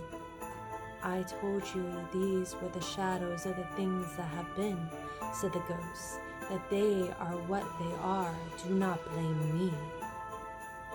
"Remove me!" Scrooge exclaimed. "I cannot bear it."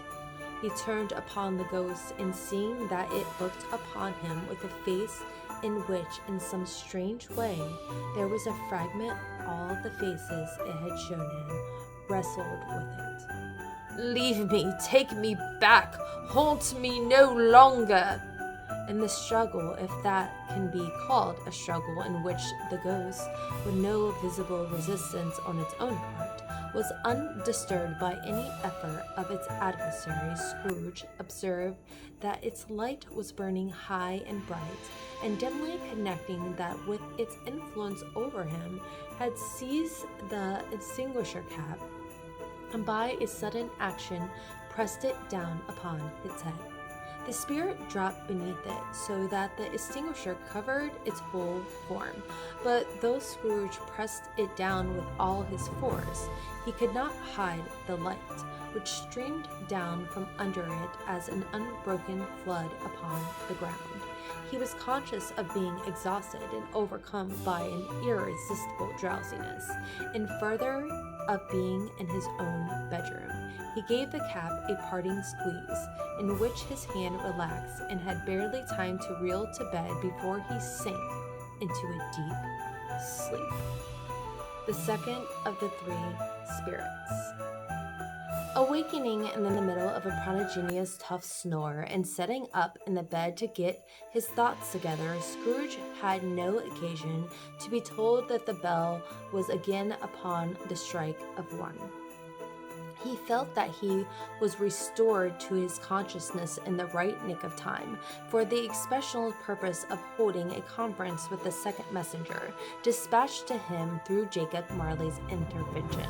But finding that he was turned uncomfortably cold when he began to wonder which of the curtains his new spectre would draw back, he put them every one aside with his own hands, and lying down again, established a sharp lookout all around the bed, for he wished to challenge the spirit on the moment of his appearance, and did not wish to be taken by surprise and made nervous.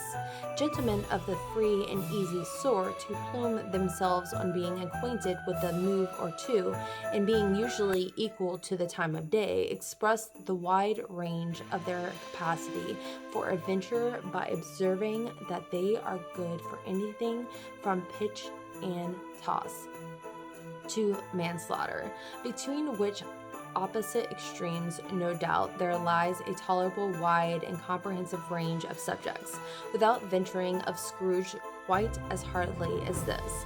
I don't mind calling on you to believe that he was ready for a good broad field of strange appearances, and that nothing between a baby and a rhinoceros would have astonished him very much.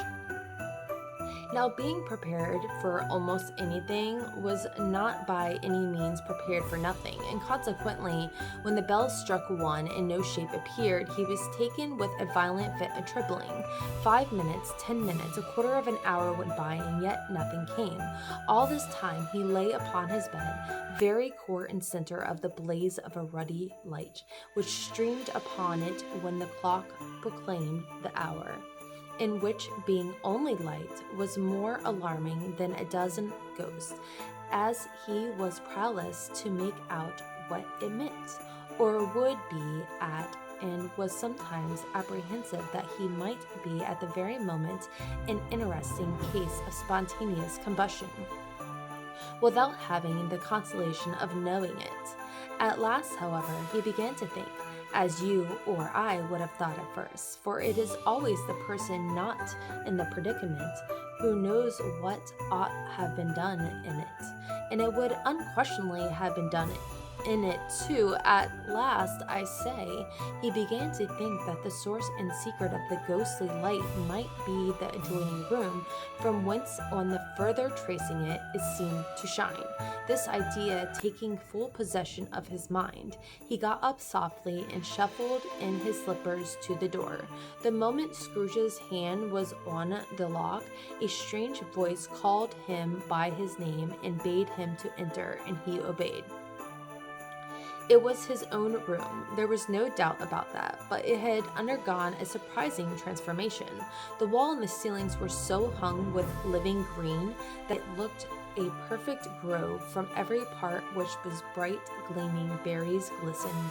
The crisp leaves of holly, mistletoe, and ivy reflected back the light as if so many little mirrors had been scattered there, and such a mighty blaze went roaring up the chimney, and as the dull petrification of a heart that had never known in Scrooge's time, or Marley's, or for many winter seasons gone, heaped up on the floor to form a kind of throne, where turkey, geese, game, poultry, brawn, great joints of meat, sucking pigs, long wreaths of sausages, mince pies, plum puddings, barrels of oysters, red-hot chestnuts, cherry-cheeked apples, juicy oranges, luscious pears, immense 12 cakes, and seething bowls of punch that made the chamber dim with their delicious steam. In easy state upon this couch there sat a jolly giant,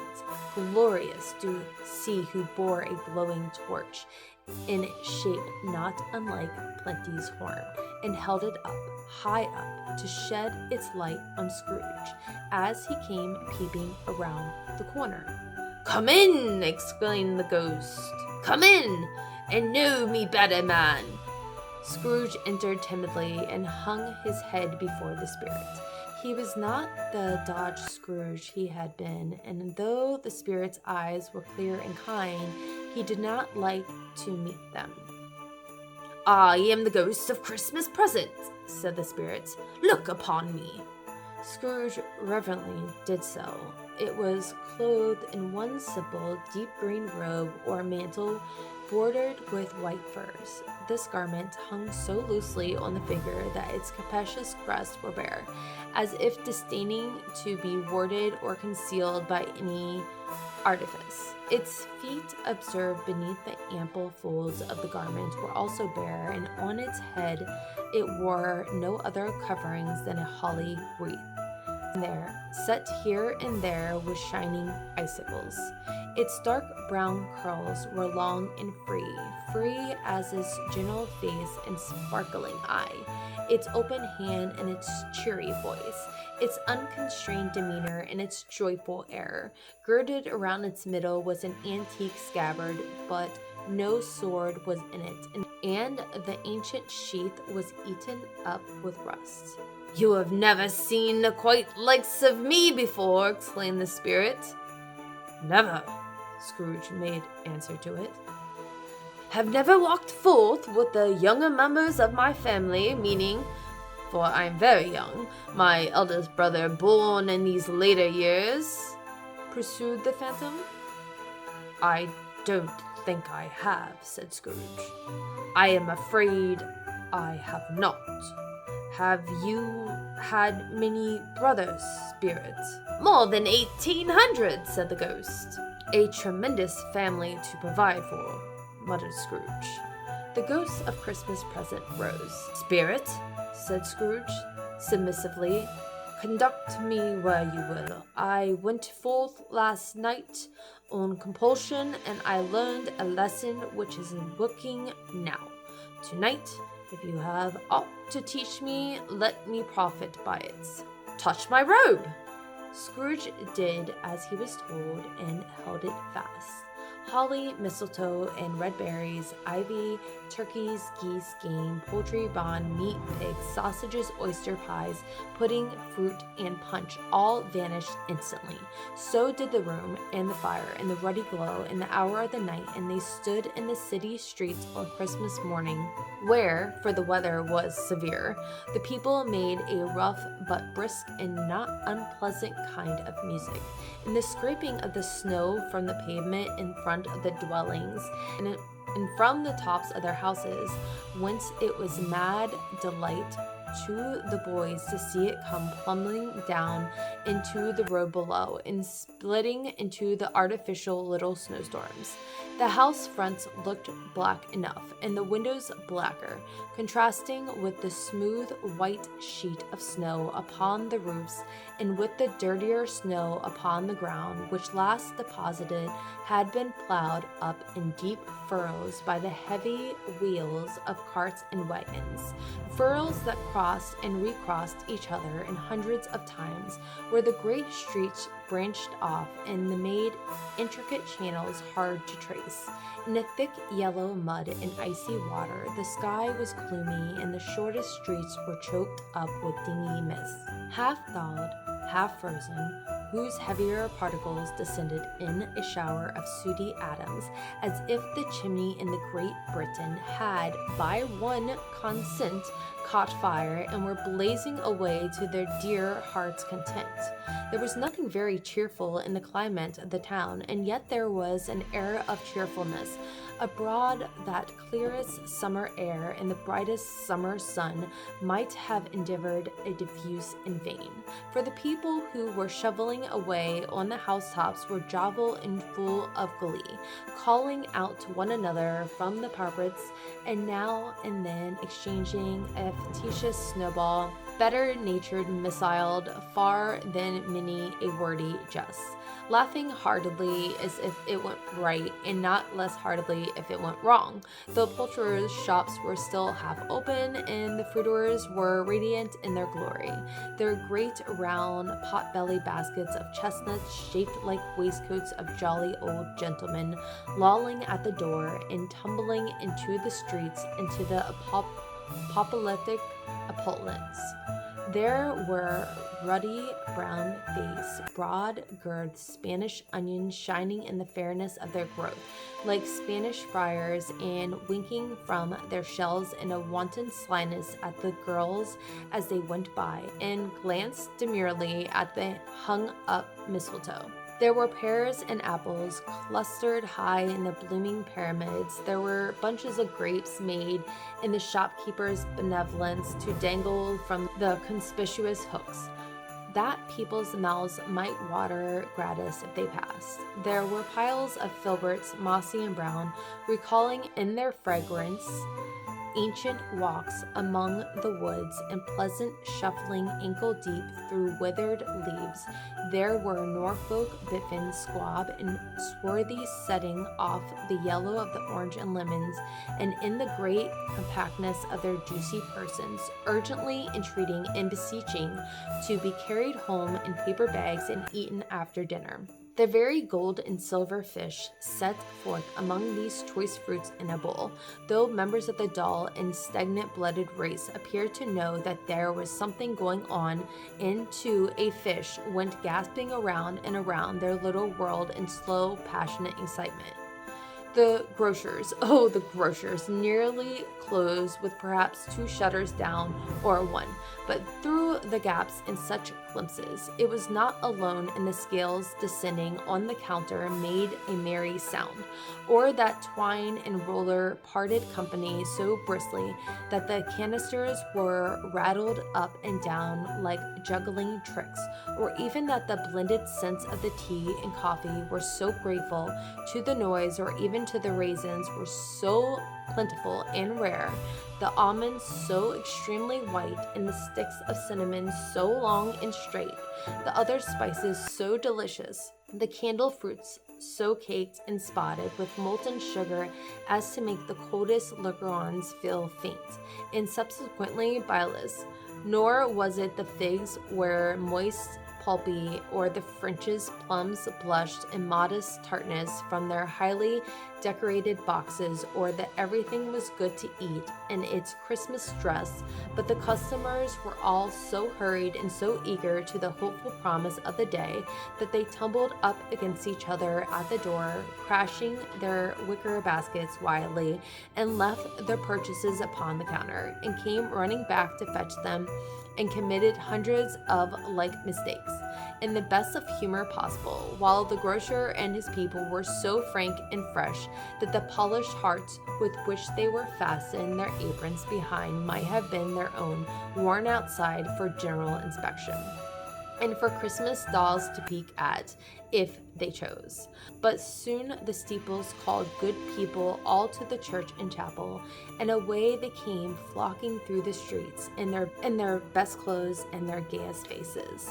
And at the same time there emerged from the scores by streets, lanes, and nameless turnings innumerable people carrying their dinners to the baker's shop. The sight of these poor revelers appeared to interest the spirit very much, for he stood with Scrooge beside him in a baker's doorway, and taking off the covers as their bearers passed, sprinkled incense on the dinners from his torch.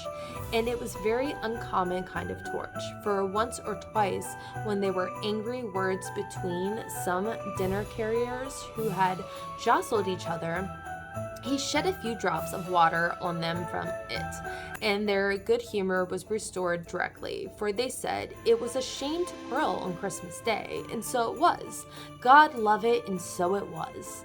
In time the bells ceased and the bakers were shut up, and yet there was a genial shadow forth of all these dinners, and the progress of their cooking, and a thawed blotch of wet above each baker's oven, where the pavement smoked as if stones were cooking too. "Is there a peculiar flavor for which you sprinkle from your torch?" asked Scrooge. "There is my own." "Would it apply to any kind of dinner on this day?" said Scrooge. "To any kindly given, to a poor one most." "Why to a poor one most?" asked Scrooge. "Because it needs him most." "Spirit," said Scrooge, after a moment's thought, "I wonder you, of all the beings in many worlds about us, should desire to cramp these people's opportunities of innocent enjoyment." "I?" cried the spirit. "You would deprive them of their means of dining every 7th day, often the only day on which they can be said to dine at all," said Scrooge. "Wouldn't you?" "I?" cried the spirit. "You seek to close these places on the 7th day," said Scrooge, "and it comes to the same thing." "I seek," exclaimed the spirit, "Forgive me if I am wrong. It has been done in your name, or at least in that of your family," said Scrooge. "There are some upon this earth of yours," returned the Spirit, "who claim to know us, who do it their deeds of passion and pride, ill will, hatred, envy, bigotry, and selfishness in our name, who are as strange to us and our kind and kin as if had never lived. Remember that, and charge their doings on themselves and not us." Scrooge promised that he would, and they went on, invisible as if they had been before, into the suburbs of the town. It was a remarkable quality of the ghost, which Scrooge had observed at the baker's, that, notwithstanding his gigantic size, he could accommodate himself to any place with ease, and that he stood beneath a low roof quite as gracefully, as like a supernatural creature, as if it was possible he could have done it in any lofty hall. And perhaps it was the pleasure of the good Spirit had in showing off its power of his, or else it was his own kind, generous, hearty nature, and his sympathy with all poor men, that led him straight to Scrooge's clerks, for there he went and took Scrooge with him, holding to his robe, and on the threshold of the door the Spirit smiled, and stopped to bless Bob Cratchit's dwelling with the sprinkling of his torch. Think of that, Bob, and but 15, Bob awake himself. He pocketed on Saturdays but 15 copies of his Christian name, and yet the ghost of Christmas present blessed his 4-roomed house. Then rose up Mrs. Cratchit, Cratchit's wife, dressed out but poorly in a twice-turned gown, but brave in its ribbons, which are cheap and make a goodly show for a sixpence.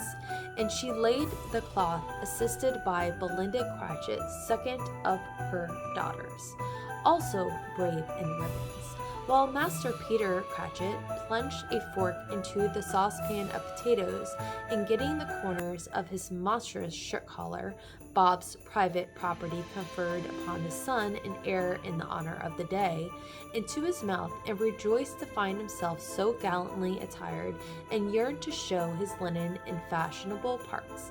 And now 2 smaller Cratchits, boy and girl, came tearing in, screaming that outside the baker's that they had smelled the goose and known it for their own, and basking in the luxurious thoughts of sage and onion. These young Cratchits danced about the table and exalted Master Peter Cratchit into the skies, while he, not proud although his colors nearly choked him, blew the fire until the slow potatoes, bubbling up, knocked loudly at the saucepan lid to be let out and peeled. "What has ever gotten into your precious father, then?" said Mrs. Cratchit. "And your brother, Tiny Tim, and Martha wasn't at late last Christmas Day by half an hour?" "Here's Martha, mother," said a girl, appearing as she spoke. "Here's Martha's mother," cried 2 young Cratchits. "Hooray! There's such a goose, Martha! Why, bless your heart alive, my dear, how late you are," said Mrs. Cratchit, kissing her a dozen times and taking off her shawl and bonnet for her with official zeal. "We'd a deal of work to finish up last night," replied the girl, "and had to clear away this morning, mother." "Well, never mind, so as long as you come," said Mrs. Cratchit. "Set ye down before the fire, my dear, and have a warm Lord bless ye." "No, no, there's father coming," cried the 2 young Cratchits, who were everywhere at once. "Hide, Martha, hide!" So Martha hid herself, and came little Bob, the father, with at least 3 feet of comforter, exclusive for the fringe, hanging down before him, and in the threadbare clothes darned up and brushed to look seasonable, and Tiny Tim upon his shoulder.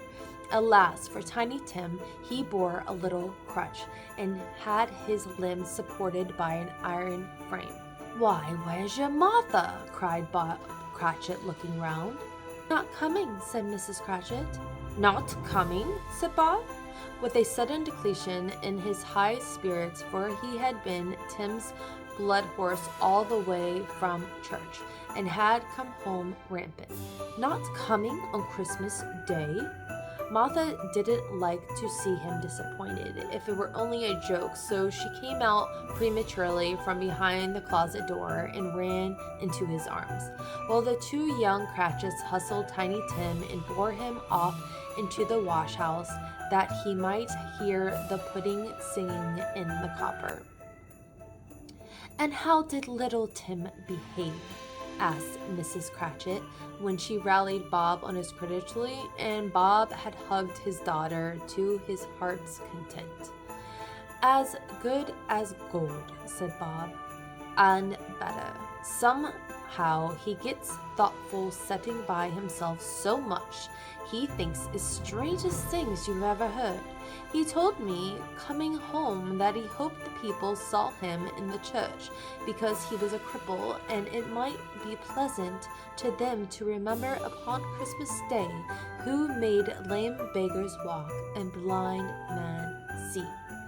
Bob's voice was tremulous when he told them this, and trembled more when he said that Tiny Tim was growing strong and hardy.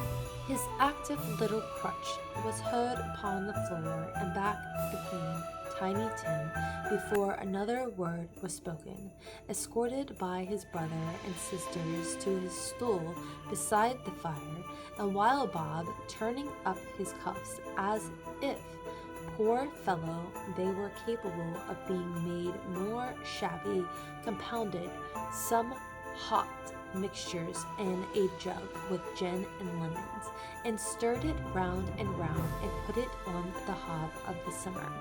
Master Peter and the two ambitious young Cratchits went to fetch the goose, which they soon returned in high procession. Such a bustle ensued that you might have thought a goose the rarest of all birds, a feathered phenomenon, to which a black swan was a matter of course, and in truth it was something very like it to this house. Mrs. Cratchit made the gravy ready beforehand in a little saucepan, hissing hot. Master Peter mashed the potatoes with incredulous vigor. Mrs. Belinda sweetened up the apple sauce, and Martha dusted the hot plates. Bob took Tiny Tim beside him to the tiny corner at the table, and the two young Cratchits set chairs for everybody, not forgetting themselves in mounting guard upon their posts, crammed spoons into their mouths, lest they should shriek for goose before their turn came to be helped. At last the dishes were set on, and the grace was said. It was succeeded by a breathless pause, and Mrs. Cratchit, looking slowly all along the carving knife, prepared to plunge it into the breast. But when she did, and when the long-expected gush of the stuffing issued forth, one murmur delighted arose all around the board, and even Tiny Tim, excited by the two young Cratchits, beat on the table with handles of his knife, and feebly cried, "Hooray!" There never was such a goose. Bob said he didn't believe there was ever such a goose cooked. Its tenderness and flavor, size and cheapness were the themes of the universal admiration. Eked by the apple sauce and mashed potatoes, it was sufficient dinner for the whole family indeed, as Mrs. Cratchit said with great delight, surveying one small atom of a bone upon the dish. They hadn't ate like this all at last, yet every one had enough. The youngest Cratchits in particular were steeped in sage and onions to the eyebrows. But now, the plates being changed by Miss Belinda, Miss Cratchit left the room alone, too nervous to bear witness, to take the pudding up and bring it in. Suppose it should not be done enough. Suppose it should break in turning out.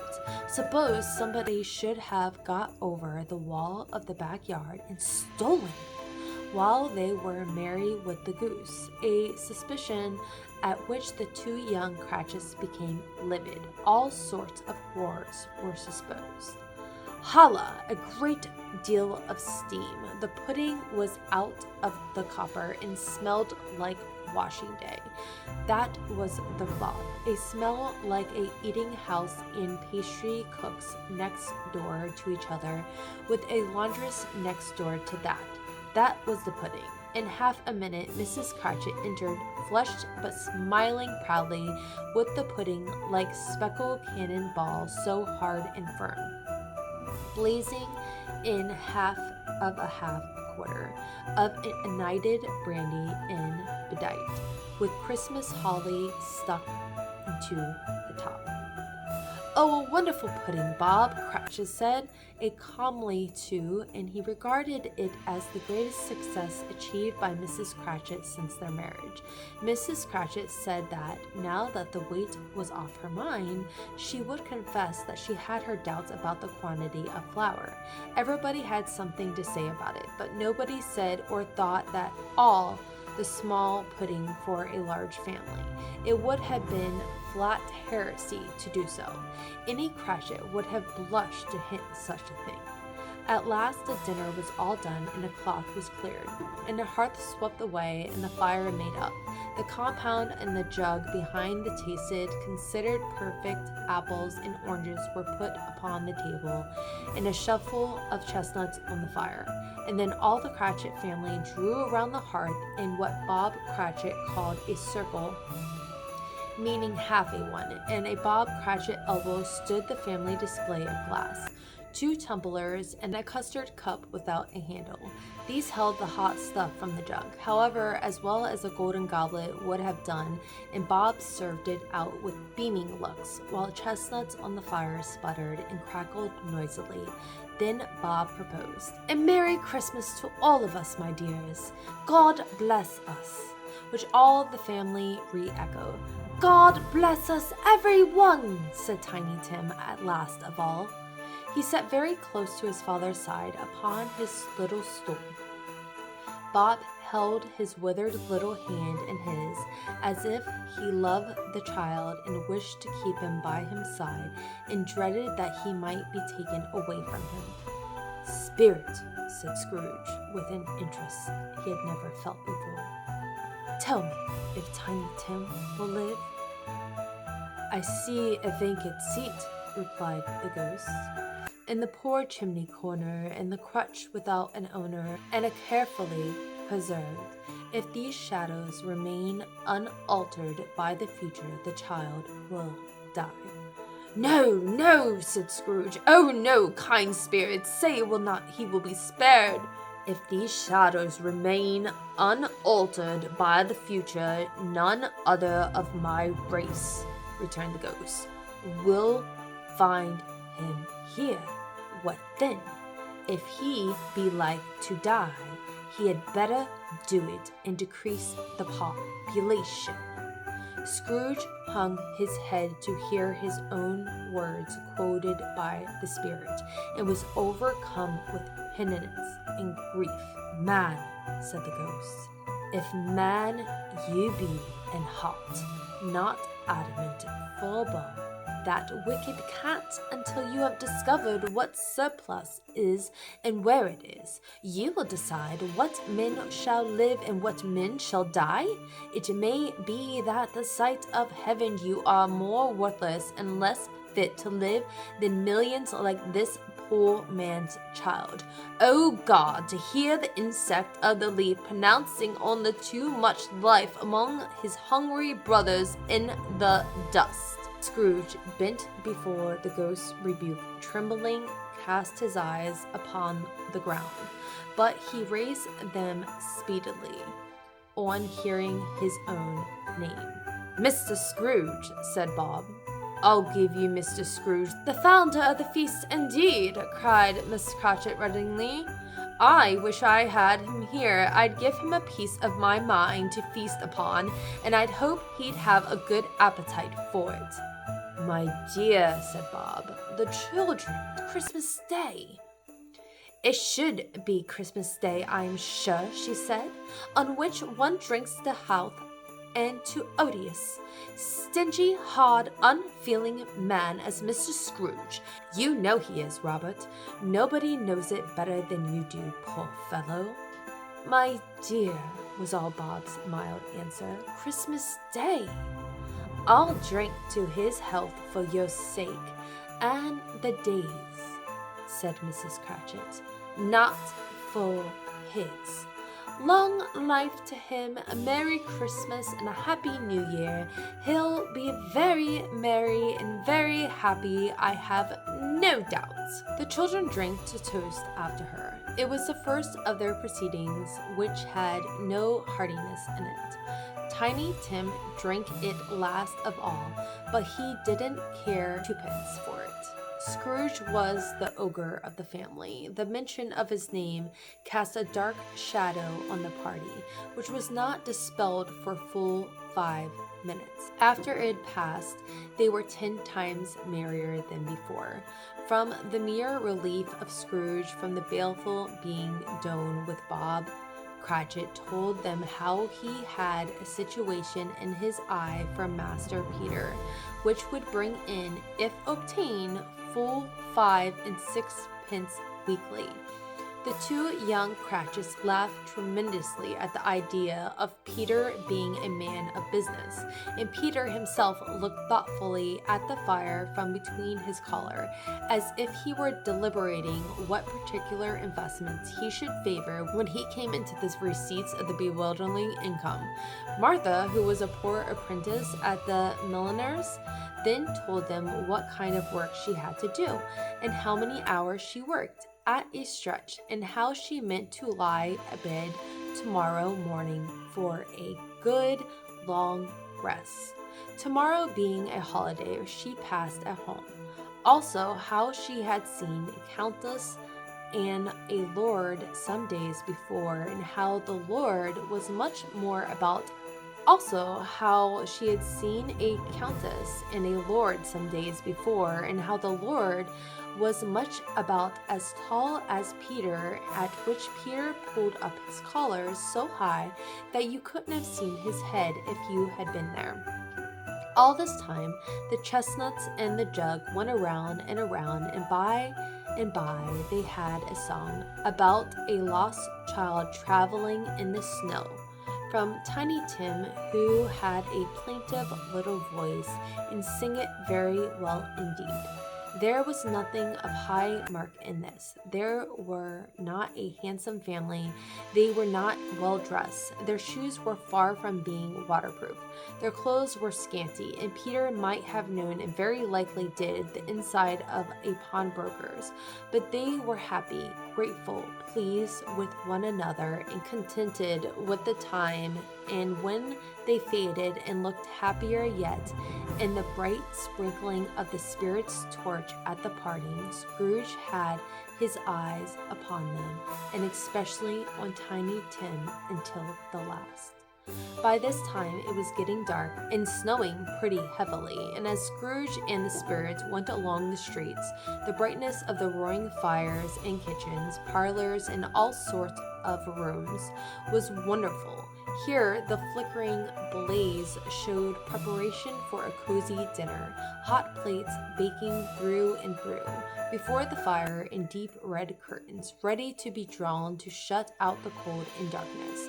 There all the children of the house were running out of the snow to meet their married sisters, brothers, cousins, uncles, aunts, and to be the first to greet them. Here again were shadows on the window blinds of guests assembling, and were a group of handsome girls, all hooded and fur-booted, and all chattered at once, tripped lightly off to some near neighbor's house, where woe upon the single man who saw them enter.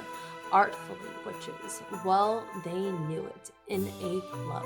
But if you had judged from the numbers of people on their way to the friendly gathering, you might have thought that no one was at home to give them welcome when they got there.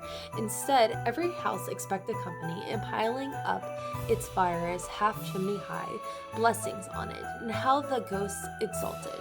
How it bared its breadth of breast, and opened its capacious palm, and floated on pouring with a generous hand, in its bright and harmless mirth on everything within its reach. The very lamplighter who ran on before, dotting the dusky street in specks of light, and who was dressed to spend the evening somewhere, laughed out loudly as the spirit passed through, little kenned the lamplighter that he had any company but Christmas.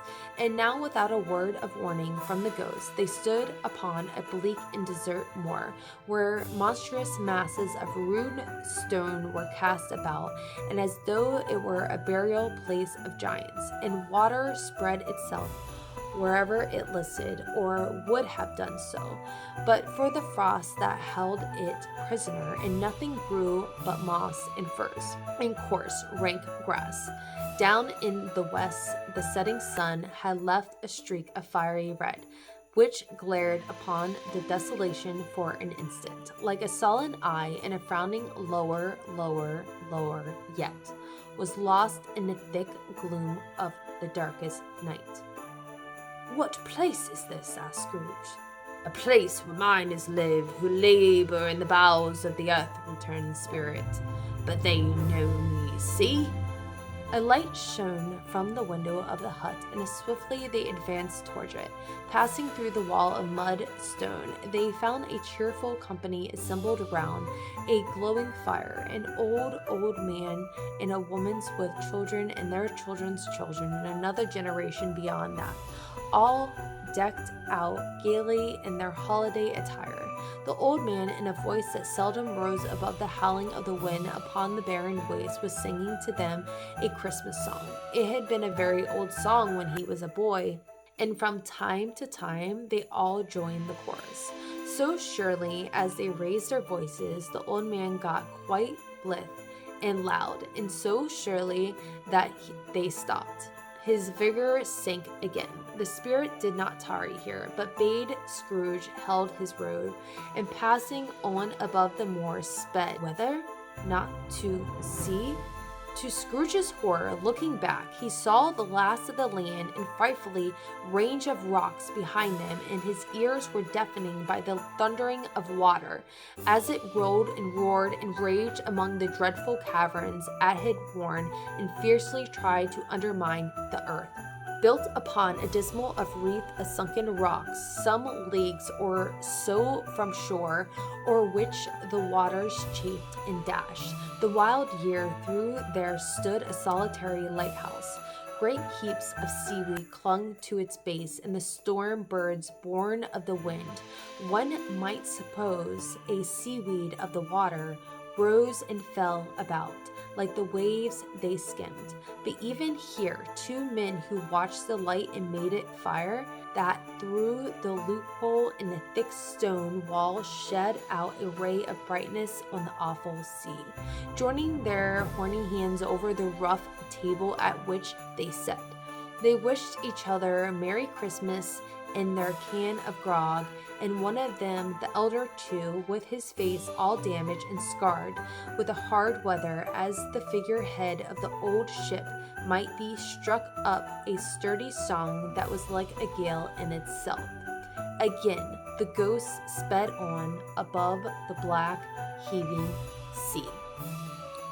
And heaving sea, on and on until, being far away, as he told Scrooge, from any shore, they stood beside the helmsman at the wheel, the lookout in the bow, the officer who had the watch, the dark ghostly figure in their several stations, but every man among them hummed a Christmas tune, or had a Christmas thought, or spoke below its breath to his companions by some bygone Christmas day, with homeward hopes belonging to it, and every man on board, waking or sleeping, good or bad, had a kinder word for one another on that day in the year, and had shared some extent in the festivities, and had remembered those who cared for a distance, and had known that they delighted to remember him.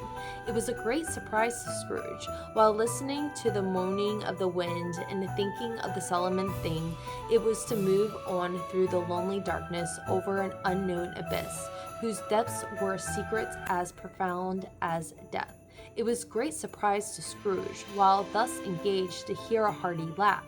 It was a much greater surprise to Scrooge to recognize it was his own nephew, and to find himself in a bright, dry, gleaming room with the spirit standing, smiling by his side, and looking at the same nephew with approving affability. "Ha ha!" laughed Scrooge's nephew. "Ha ha ha! If you should happen by an unlikely chance to know a man more blessed in a laugh than Scrooge's nephew, all I can say is I'd like to know him too. Introduce him to me, and I will cultivate his acquaintance. It is a fair, even-handed, noble adjustment of things that, while there is infection and disease and sorrow, there is nothing in the world so irresistibly contagious as laughter and good humor." When Scrooge's nephew laughed in his way, holding his sides, rolling his head, and twisting his face into the most extravagant contortions, Scrooge's niece by marriage laughed as heartily as he, and their assembly friends, being not a bit behanded, roared out lustily. "Ha ha ha ha ha ha!" he said. "That Christmas was a humbug. As I live," cried Scrooge's nephew, "he believed it too." "More shame for him, Fred," said Scrooge's niece indignantly. "Bless those women, they never have to do anything by halves. They're always earnest." She was very pretty, exceedingly pretty, with a dimpled, surprised-looking capital face, a ripe little mouth that seemed made to be kissed, as no doubt it was, all kinds of good little dots about her chin that melted into another when she laughed, and the sunniest pair of eyes you ever saw in a little creature's head, although she was what you would have called provoking, you know, but satisfactory too, oh, perfect satisfactory. "He's a comical old fellow," said Scrooge's nephew. "That's the truth, and not so pleasant as it might be. However, his offenses carried their own punishment, and I have nothing to say against him." I am sure he's very rich, Fred," hinted Scrooge's niece. "At least you always tell me so." "What of that, my dear?" said Scrooge's nephew. "His wealth is of no use to me. He doesn't do any good with it. He doesn't make himself comfortable with it. He hasn't the satisfaction of thinking that he is ever going to benefit us with it." "I have no patience with him," observed Scrooge's niece. Scrooge's niece's sister and all of the other ladies expressed the same opinion. "Oh, I have," said Scrooge's nephew. "I'm sorry for him. I could not be angry of him if I tried. Who suffers by all ill whims? Himself always. Here, he takes into his head to dislike us. He won't come and dine with us. What the consequences? He doesn't lose much of a dinner." "Indeed, I think he loses a very good dinner," interrupted Scrooge's niece. Everybody else said the same, and they must be allowed to have been competent judges, because they had just had dinner, and with the dessert upon the table were clusters around the fire by lamplight. "Well, I'm very glad to hear it," said Scrooge's nephew, "because I haven't any great faith in these young housekeepers. What do you say, Topper?"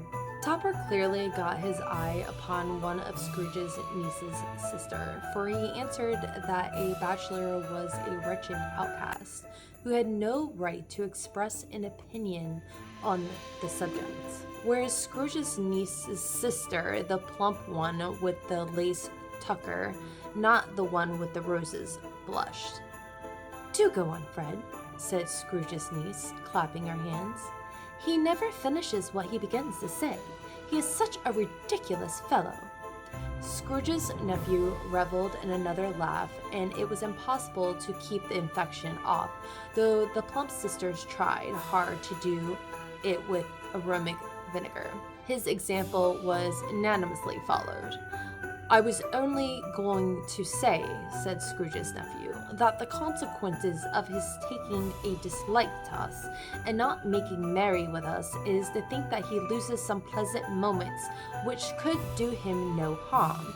I'm sure he loses pleasanter companions than he can find in his own thoughts, either in his mouldy old office or his dusty chambers.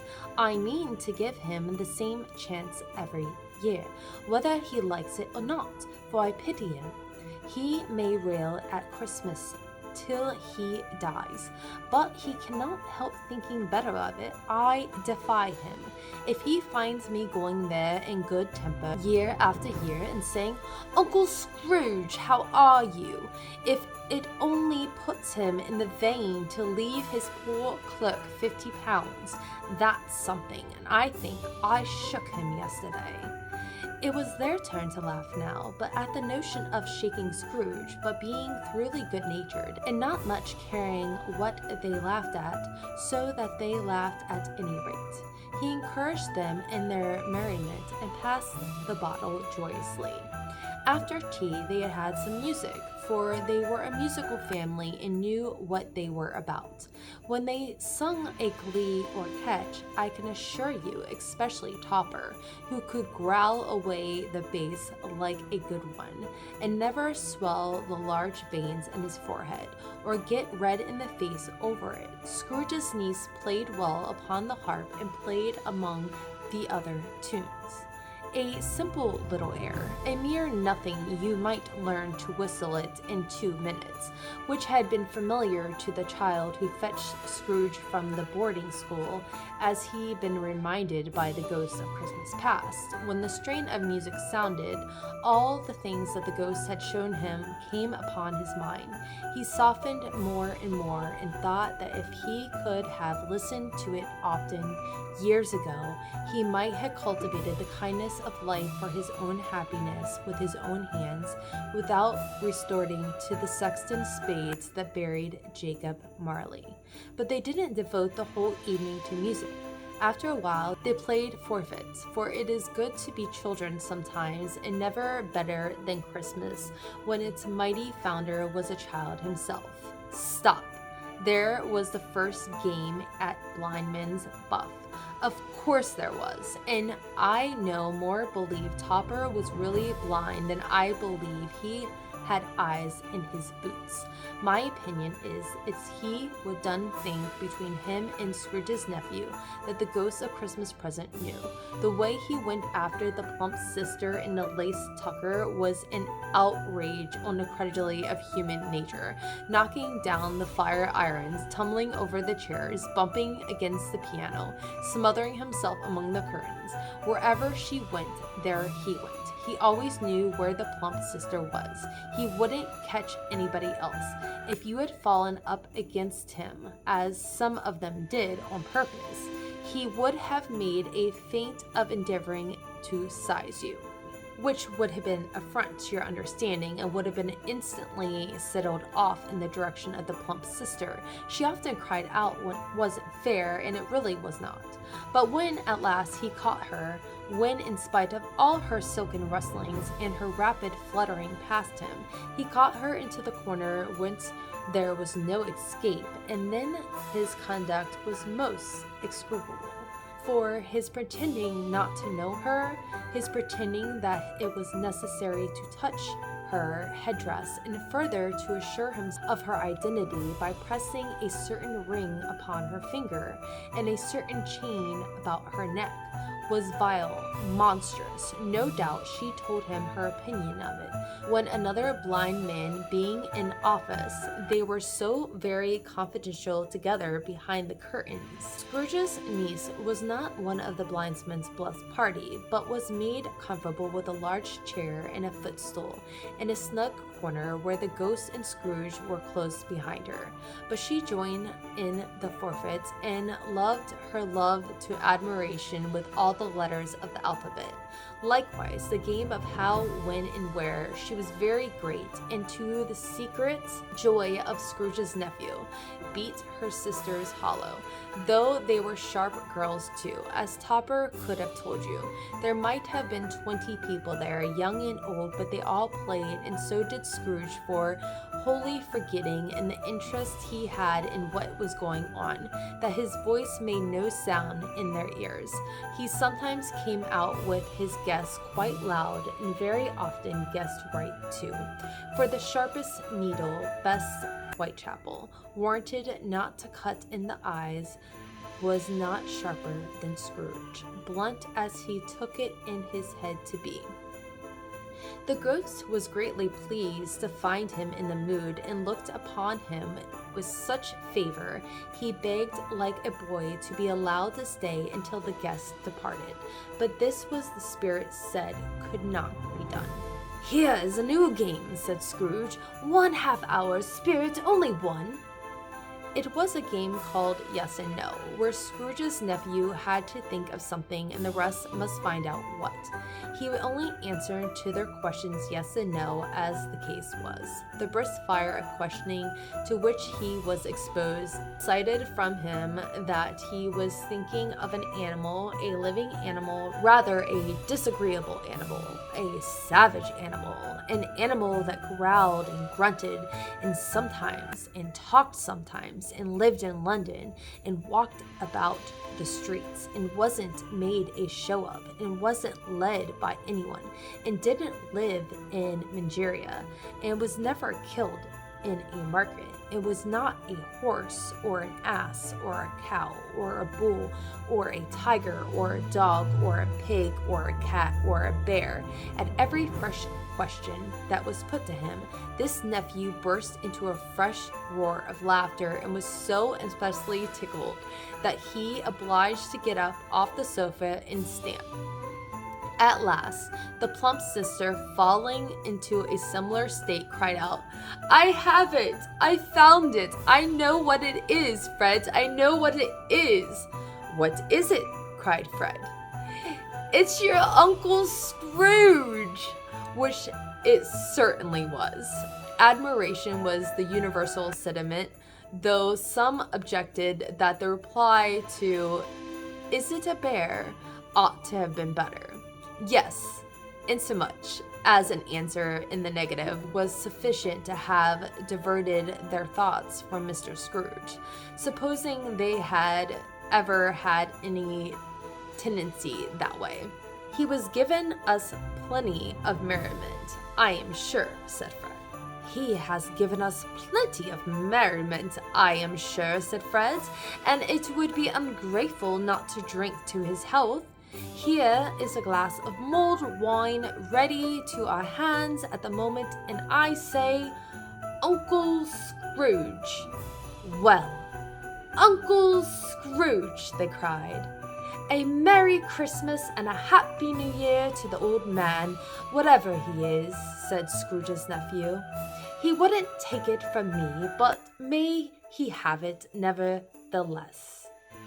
Uncle Scrooge.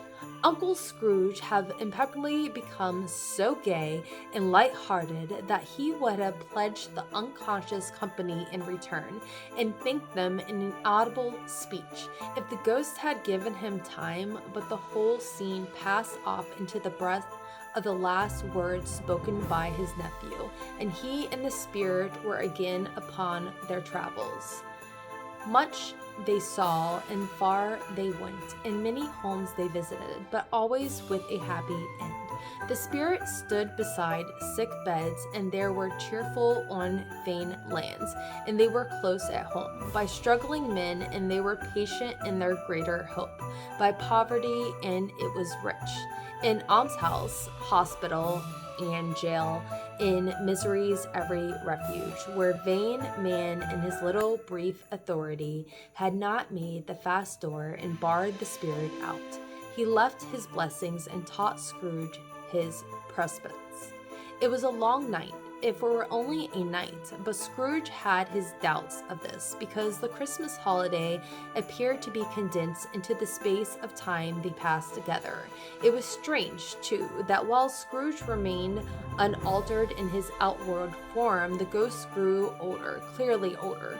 Scrooge had observed the change but never spoke of it until they left a children's 12th night party. When looking at the spirit as they stood together in the open place, he noticed that his hair was gray. Are spirits' lives so short? Asked Scrooge. My life upon the globe is very brief, replied the ghost. It ends tonight. Tonight? Cried Scrooge. Tonight at midnight. Hark! The time of drawing near. The chimes were ringing the 11:15 at that moment. Forgive me, for I'm not justified in what I ask, said Scrooge, looking intently at the spirit's row. But I see something strange, not belonging to yourself, protruding from your skirts. Is it a foot or claw? Oh, it might be a claw, for the flesh there is upon it, said the spirit sorrowfully replied. Look here. From the folding of the robes, it brought 2 children. Watched, abject, frightfully hideous, miserable. They knelt down at its feet and clung upon the outside of its garment. Oh man, look here, look, down here, exclaimed the ghost. There were a boy and a girl, yellow, meager, ragged, scowling, wolfish, but prostrate too in their humility, where graceful youth should have filled their features out and torched them with its freshest tints. A stale and shriveled hand like that of age had pinched and twisted and pulled them into shreds. Where angels might have sat enthroned, devils lurked and glared out menacing. No change, no dedication, no perversion, no humanity. In any grade, through all of the mysteries of wonderful creation, has monsters half so horrible and dread. Scrooge started back, appalled. Having them shown to him in this way, he tried to say they were fine children, but the words choked themselves rather than being parties to a lie of such enormous magnitude. Spirit? Are they yours? Scrooge could say no more. They are man's, said the spirit, looking down upon them, and they cling to me, appealing from their fathers. This boy is ignorance, this girl is want. Beware of them both in all of their degrees, but most of all beware the boy, for on his brow I see the written is doom, unless writing be erased. Deny it, cried the spirit, stretching out its hands towards the city. Slander those who tell it ye. Omit it for the fictitious purpose, and make it worse, and bide the end. Have they no refuge or resources? Cried Scrooge. Are there no prisons? Said the spirit, turning on him from the last time with his own words. Are there no workhouses? The bell struck 12. Scrooge looked about him for the ghost, and saw it not. At last stroke ceased to vibrate. He reminded the prediction of old Jacob Marley, and lifting his eyes beheld a solemn phantom, draped and hooded, coming like a mist along the ground towards him. The last of the spirits. The phantom slowly, gravely, silently approached. When it came near him, Scrooge bent down upon his knee, for in the very air through which his spirit moved, it seemed to scatter gloom and mystery. It was shrouded in a deep black garment, which concealed its head, its face, its form, and left nothing of its visible save one outstretched hand. But for this it would have been difficult to detach its figures from the night and separate it from the darkness by which it was surrounded. He felt that it was tall and stately when he came back beside him, and that its mysterious presence filled him with a solemn dread. He knew no more, for the spirit neither spoke nor moved. I am in the presence of the ghost of Christmas yet to come, said Scrooge. The spirit answered not, but pointed onward with his hands. You are about to show me shadows of things that have not happened, but will happen in the time before us, Scrooge pursued. Is that not so, spirit? The upper portion of the garment was contracted for an instant in its folds, and as the spirit had inclined its head, that was the only answer he received. Although well used to ghostly accompany him, by this time Scrooge feared the silent shape was so that his legs trembled beneath him, and he found that he could hardly stand. When he prepared to follow, the spirit paused a moment, as if observing his condition and giving him time to recover. But Scrooge was all the worse for it. It was thrilled him with a vague, uncertain horror to know that beyond the dusky shroud there were ghostly eyes intently fixed upon him, while he, though he stretched his own to the utmost, could see nothing but spectral hand and one great heap of black. Ghosts of the future, he explained. I fear you more than any spectre I've seen, but as I know your purpose is do me good, and as I hope to live to be another man from what I was, I'm prepared to bear you company, and do it with a thankful heart. Will you not speak to me? It gave him no reply. The hand was pointing straight before them. Lead on, said Scrooge. Lead on. The night is waning fast, and it is precious time to me, I know. Lead on, spirit. The phantom moved away as it had come toward him. Scrooge followed in the shadow of its dress, which bore him up, he thought, and carried him along. They scarcely seemed to enter the city, for the city rather seemed to spring up about them and encompass them of its own act. But there they were, in the heart of it, on 'change, among the merchants who hurried up and down and chinked the money in their pockets and conversed in groups and looked at their watches and trifled thoughtfully with their great gold scales, and so forth, as Scrooge had seen them often. The spirit stopped beside one little knot of businessmen. Observing that the hand was pointed to them, Scrooge advanced to listen to their talk. No, said the great fat man with a monstrous chin. I don't know much about it either way. I only know he's dead. When did he die? Inquired another. Last night, I believe. Why? What was the matter with him? Asked the third. Taking a vast quantity of snuff out of his very large snuff box, I thought he'd never die. God knows, said the first with a yawn. What was he done with his money? Asked a red-faced gentleman with pendulous excellence on the end of his nose that shook like gills of a turkey cock. I haven't heard, said the man with the large chin, yawning again.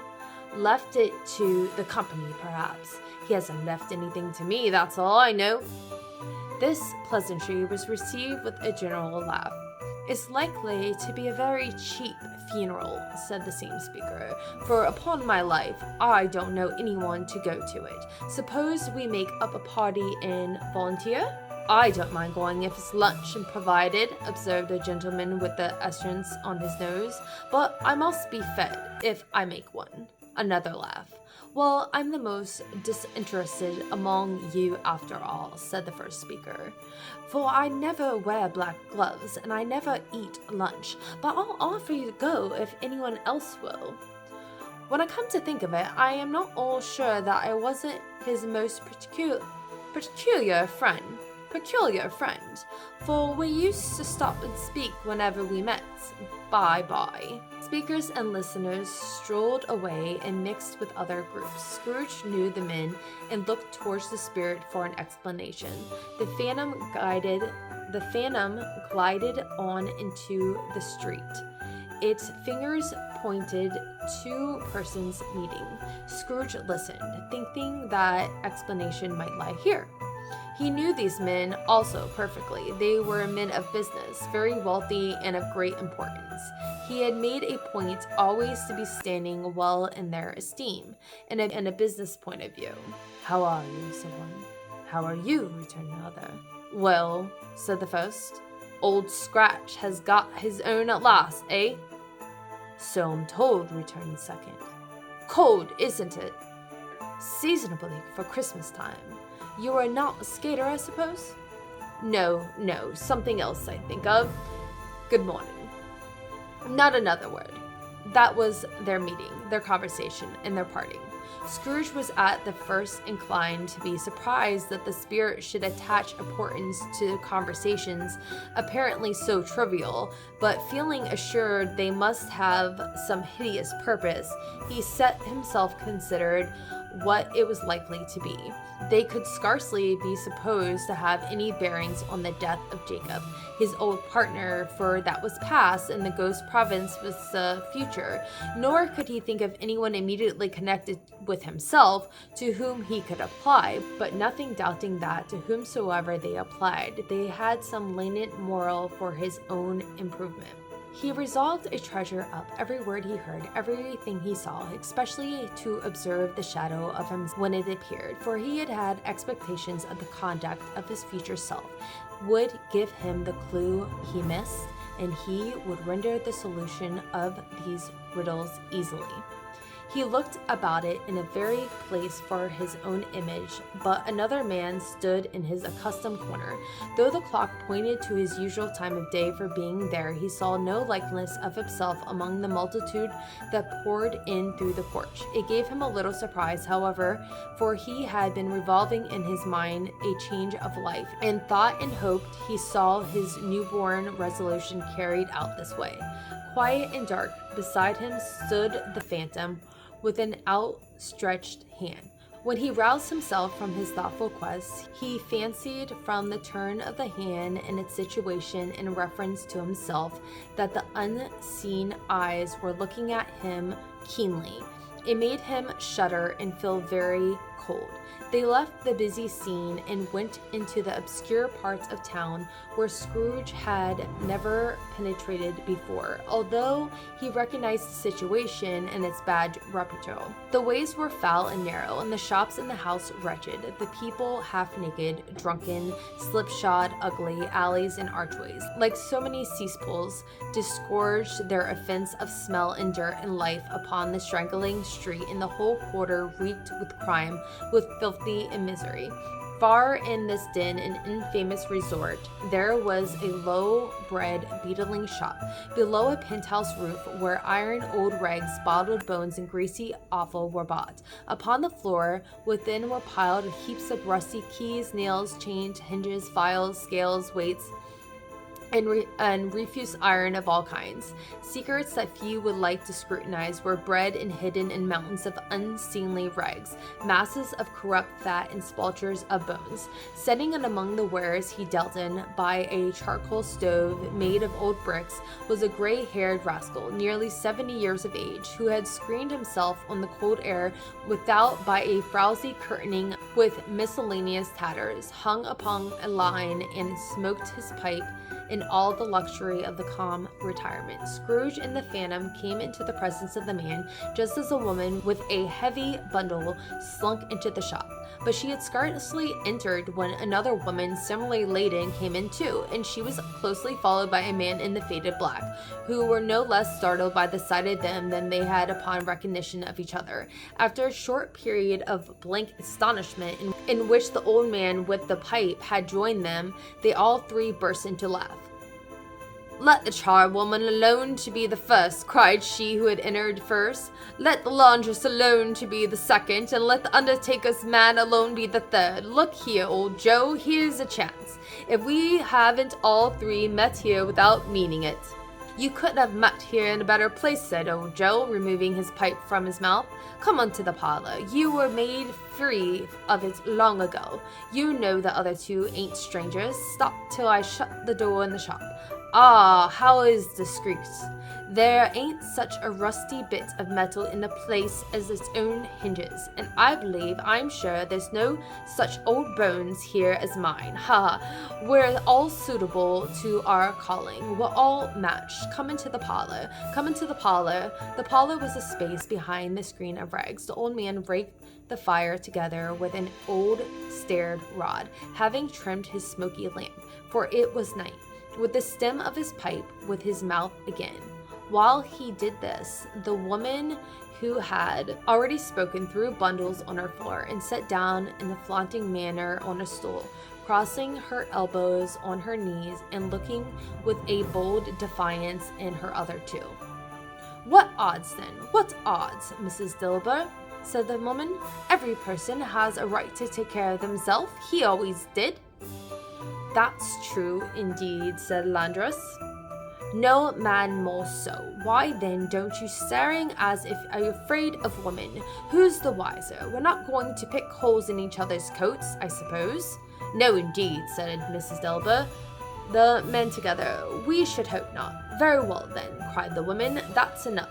Who's worse for the loss? A few things like these. Not a dead man, I suppose?" "No, indeed," said Mrs. Dilber, laughing. "If you wanted to keep him after he was dead, wicked old screw," pursued the woman, "why wasn't he natural in his lifetime? If he had been somebody to look after him when he was struck with death, instead of lying, gasping out his last there, alone much by himself."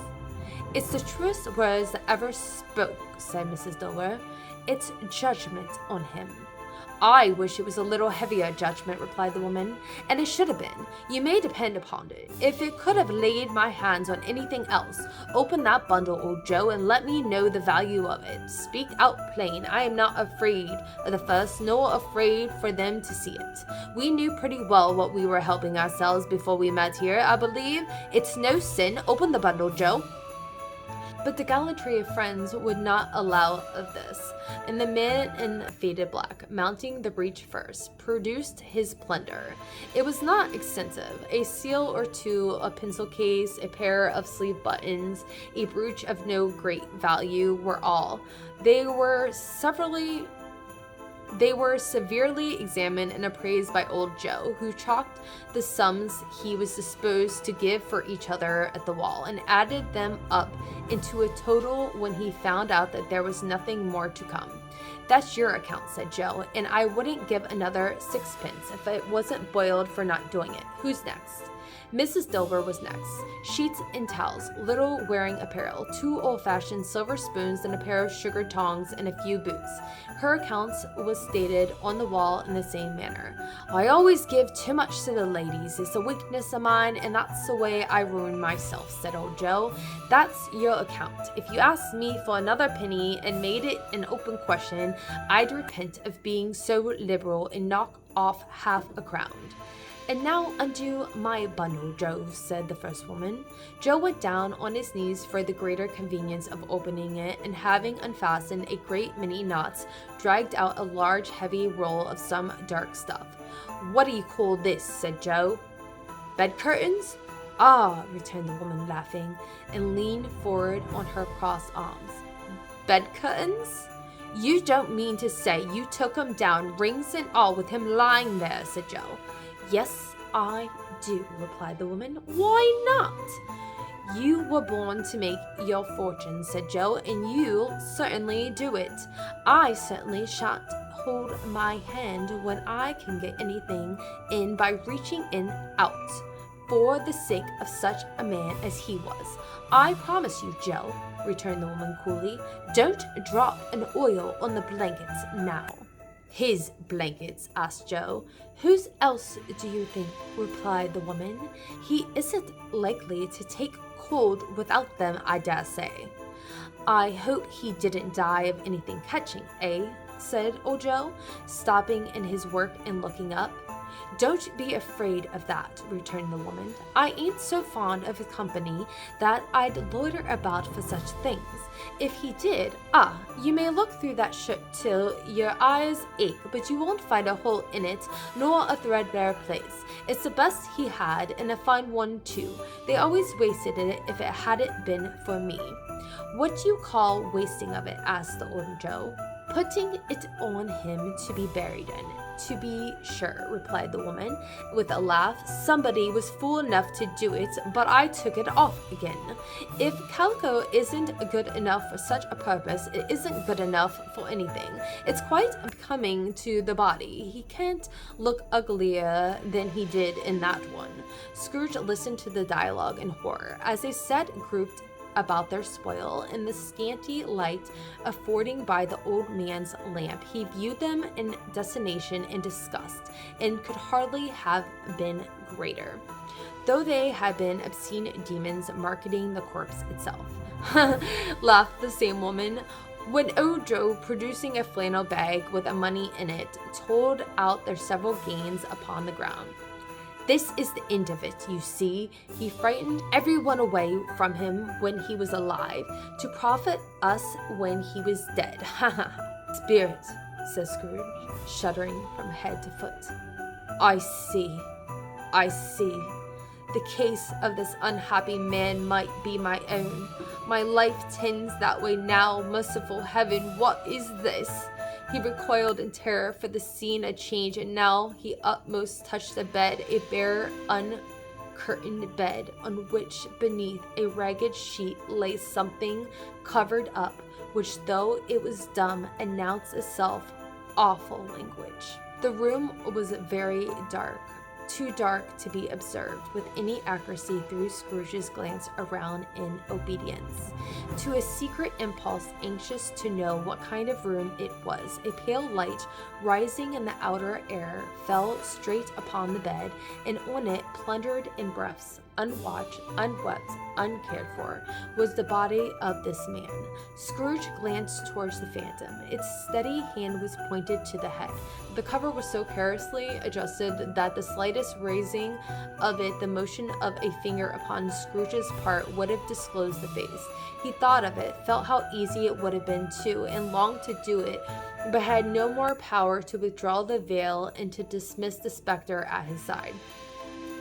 "Old, cold, rigid, dreadful death, set up thine altar here, and dressed it with such terror as thou hast in thy command, for this is thy domain.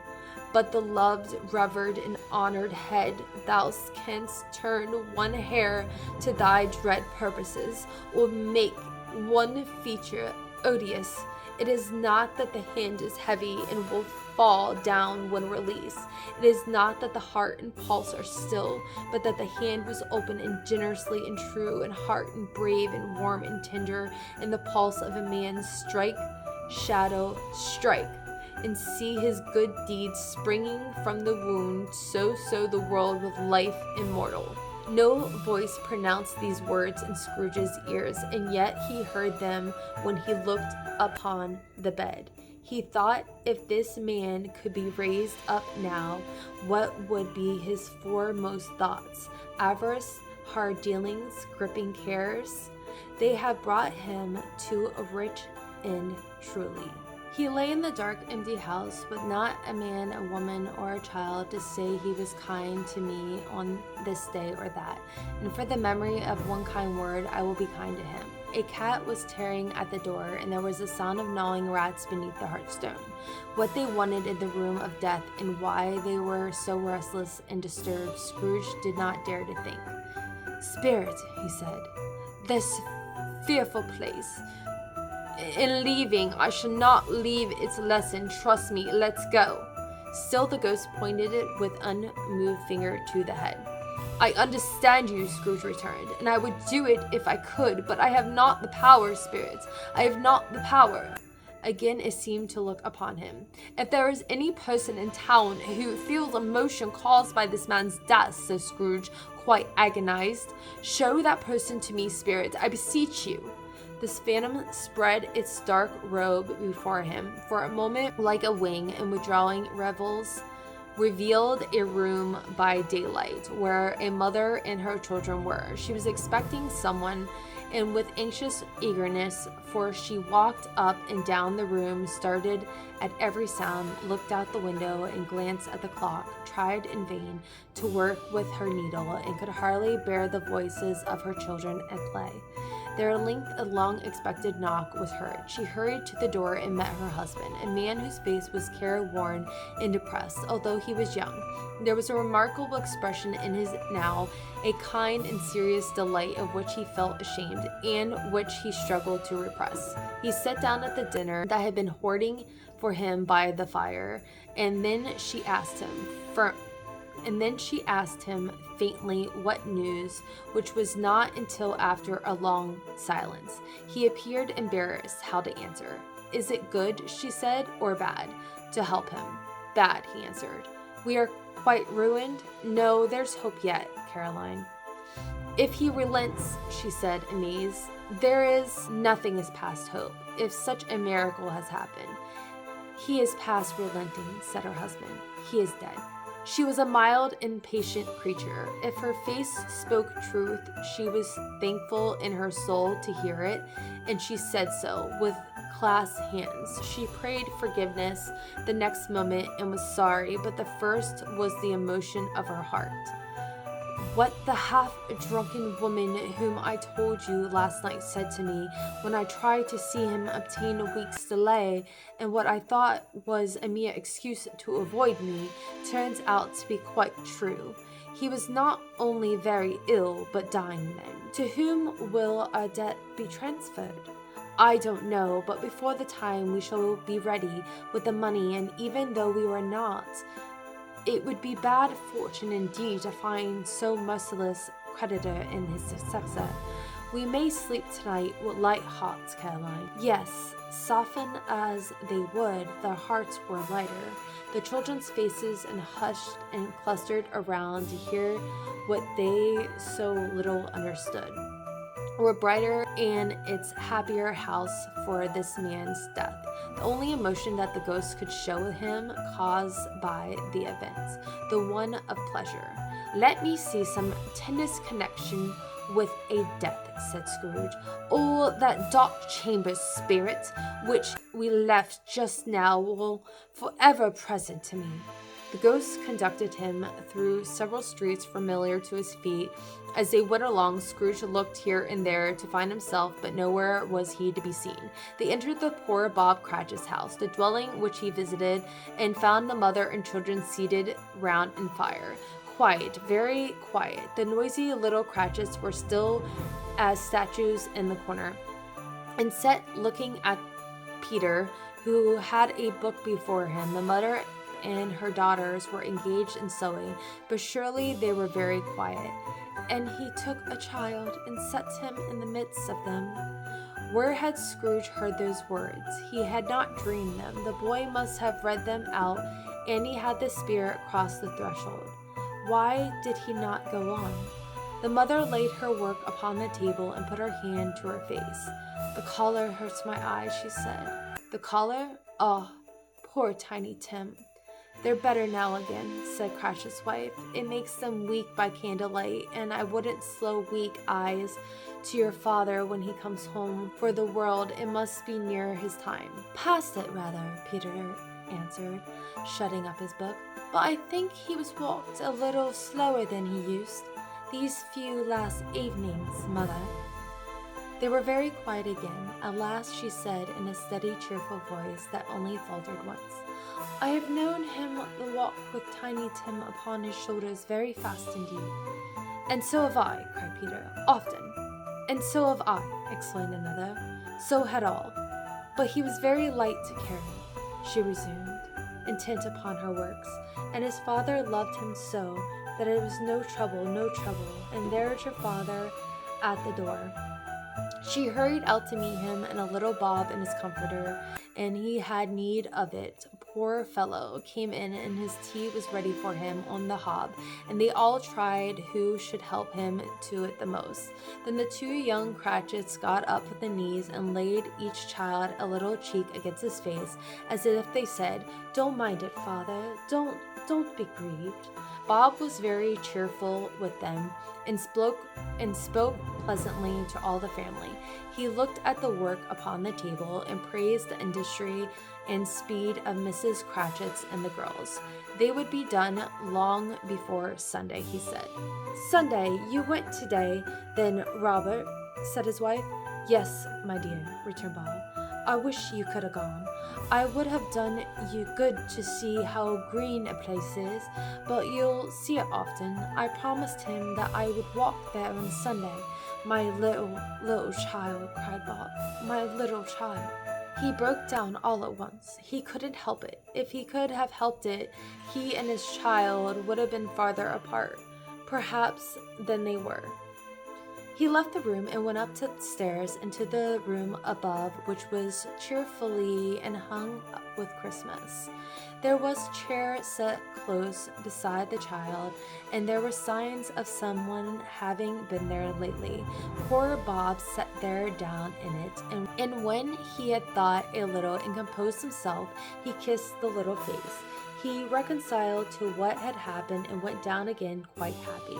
They drew about the fire and talked with the girls and the mother working still. Bob told them of the extraordinary kindness of Mr. Scrooge's nephew, whom he had scarcely seen but once, who, meeting them in the street that day and seeing that he looked a little, just a little down, you know, said Bob, inquiring that had happened to distress him. "On which," said Bob, "for he is the pleasant-spoken gentleman you have ever heard," I told him, "I am heartily sorry for it, Mr. Cratchit," he said, "and heartily sorry for your good wife. By and by, how he never knew that, I don't know." "Knew what, my dear?" "Why, that you were a good wife," replied Bob. "Everybody knows that," said Peter. "Very well observed, my boy. Very well observed, my boy," cried Bob. "I hope they do. Heartily sorry," he said, "for your good wife. If I can be of service to you in any ways, he said he'd give me his card. That's where I live. Pray come to me. Now wasn't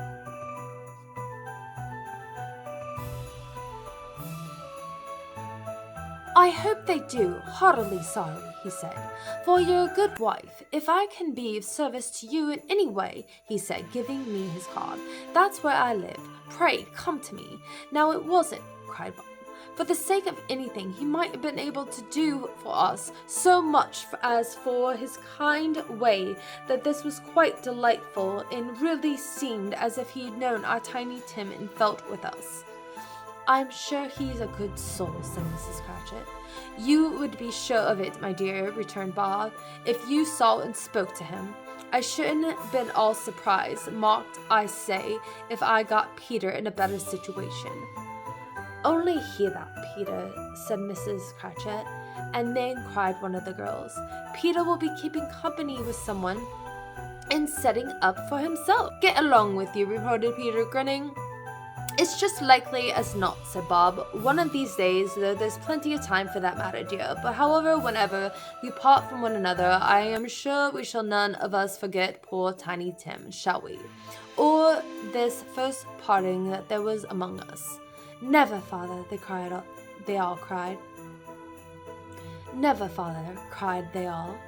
"And I know," said Bob, "I know, my dears, that when we recollect how patient and how mild he was, although he was a little child, we shall not quarrel easily among ourselves and forget poor Tiny Tim's in doing it."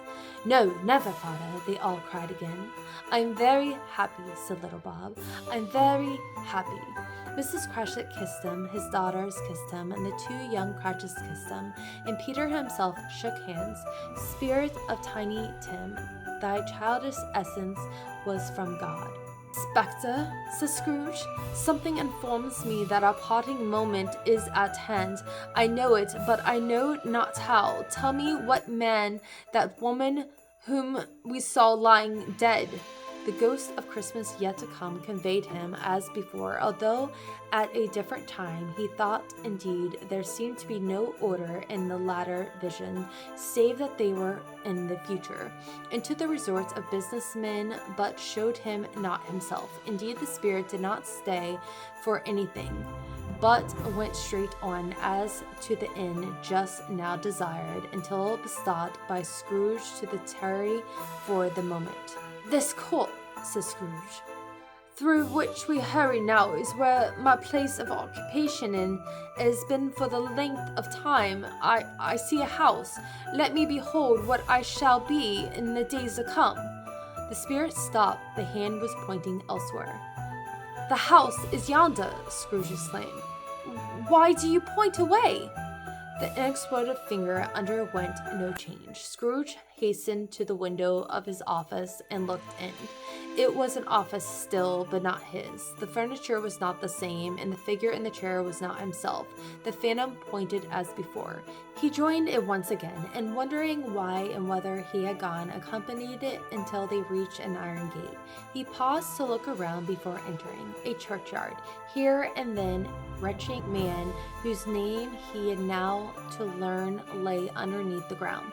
It was a worthy place, walled in by houses, overrun by grass and weeds, and growth of vegetation death, not life, choked up with so much bearing fat and replenished appetite. A worthy place. The spirit stood among the graves and pointed down to one. He advanced towards trembling. The phantom was exactly as it had been, but he dreaded that he saw new meaning in its solemn shape. "Before I draw near to that stone which you point," said Scrooge, "answer me one question. Are these the shadows of the things that will be, or are they the shadows of the things that may be only?" Still, the ghost pointed downward towards the grave by which it stood. "Men's courses will foreshadow certain ends, to which, if preserved in, they must lead," said Scrooge. "But if the courses be departed, the ends will change. Say it is thus with that you show me."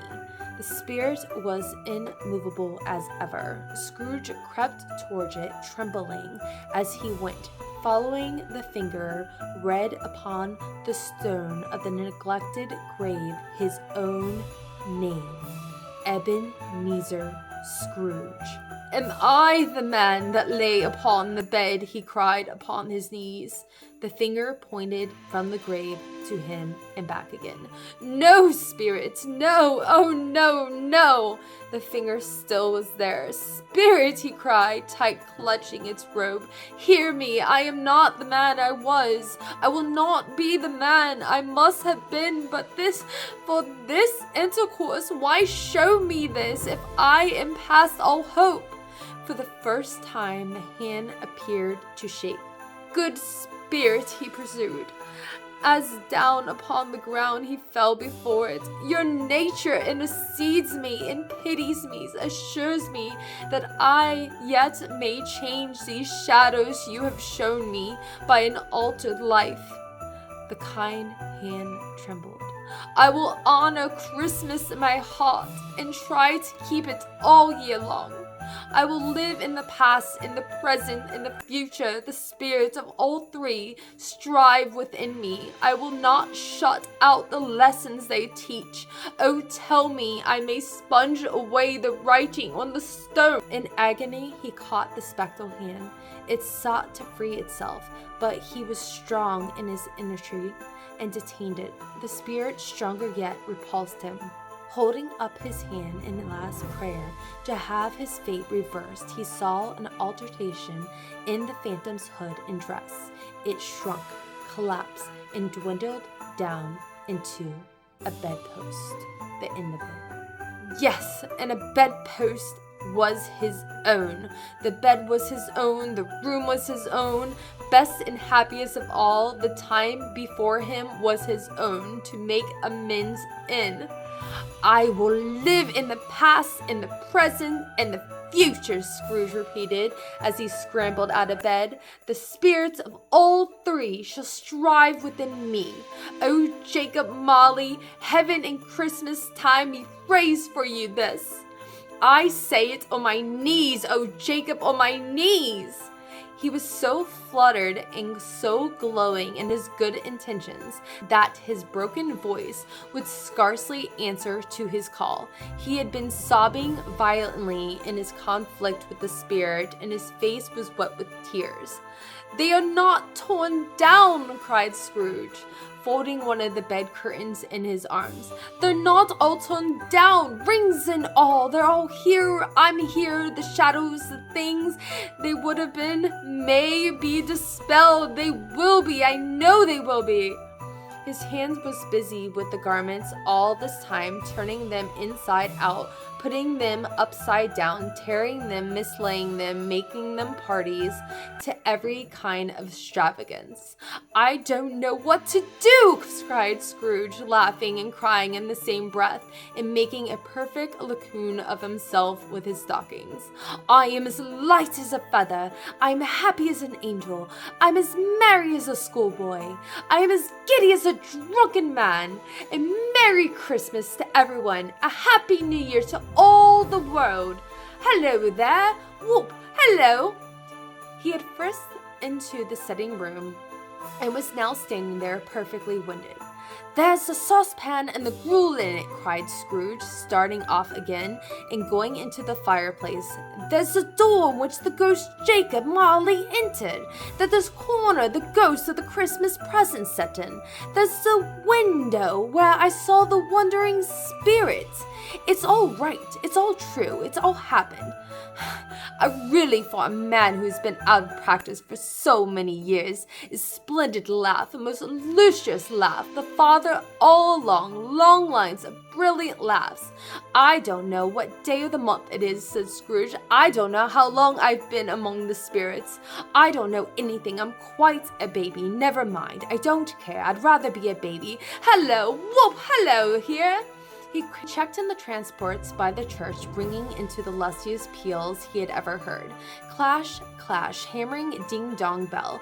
Bell, ding-dong, hammer. Cling, clash. Oh, glorious, glorious. Running to the window, he opened it and put out his head. No fog, no mist, clear, bright jowls stirring, cold, cold, piping in the blood to dance to his golden sunlight. Heavenly skies, sweet, fresh air, merry bells. Oh, glorious, glorious. "What's today?" cried Scrooge, calling down to a boy in Sunday clothes, who perhaps had loitered in to look about him. "Eh?" returned the boy with all his might of wonder. "What's today, my fine fellow?" said Scrooge. "Today," replied the boy. "Well, it's Christmas Day."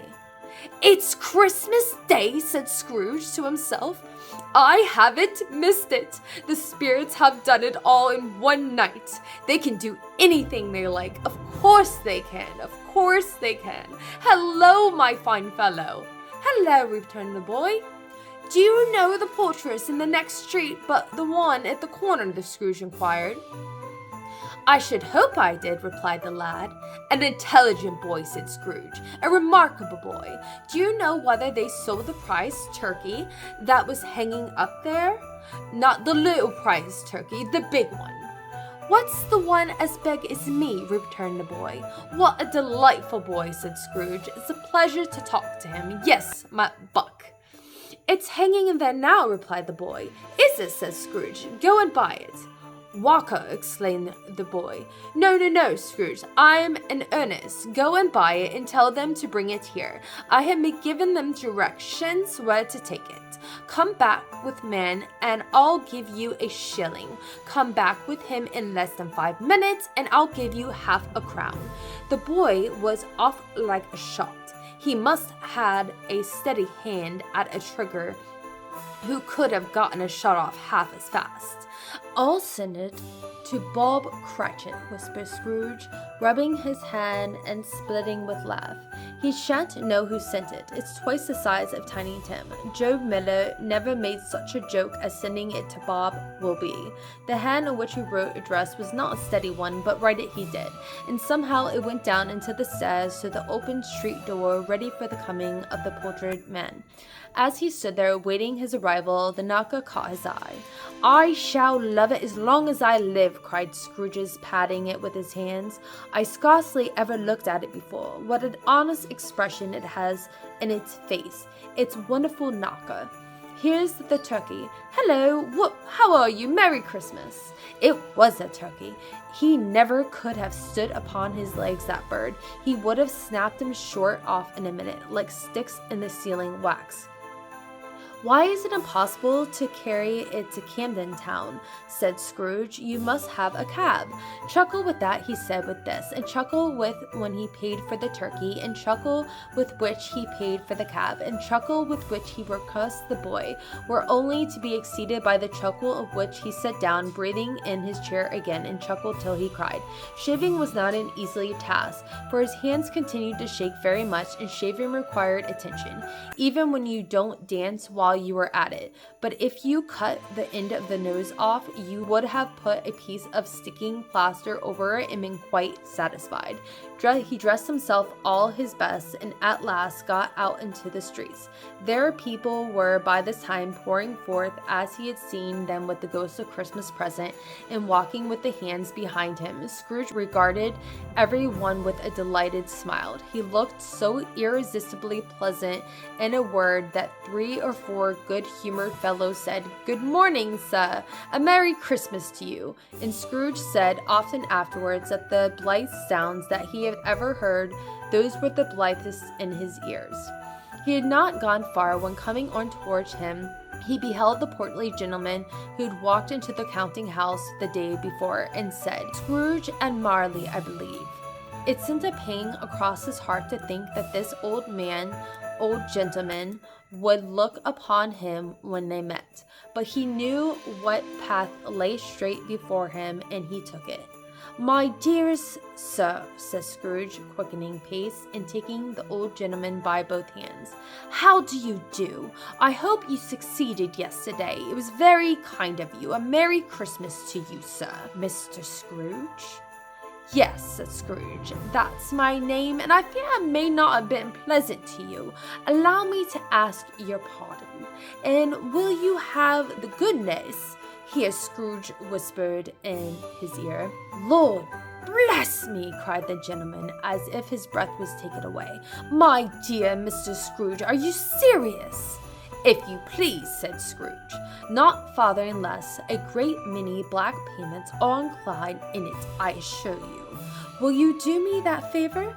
"My dear sir," said the other, shaking hands with him, "I don't believe to know what to say. Such "Don't say anything, please," retorted Scrooge. "Come and see me. Will you come and see me?" "I will," cried the old gentleman, and it was clear that he meant to do it. "Thank you," said Scrooge. "I am much obliged to you. I thank you 50 times. Bless you."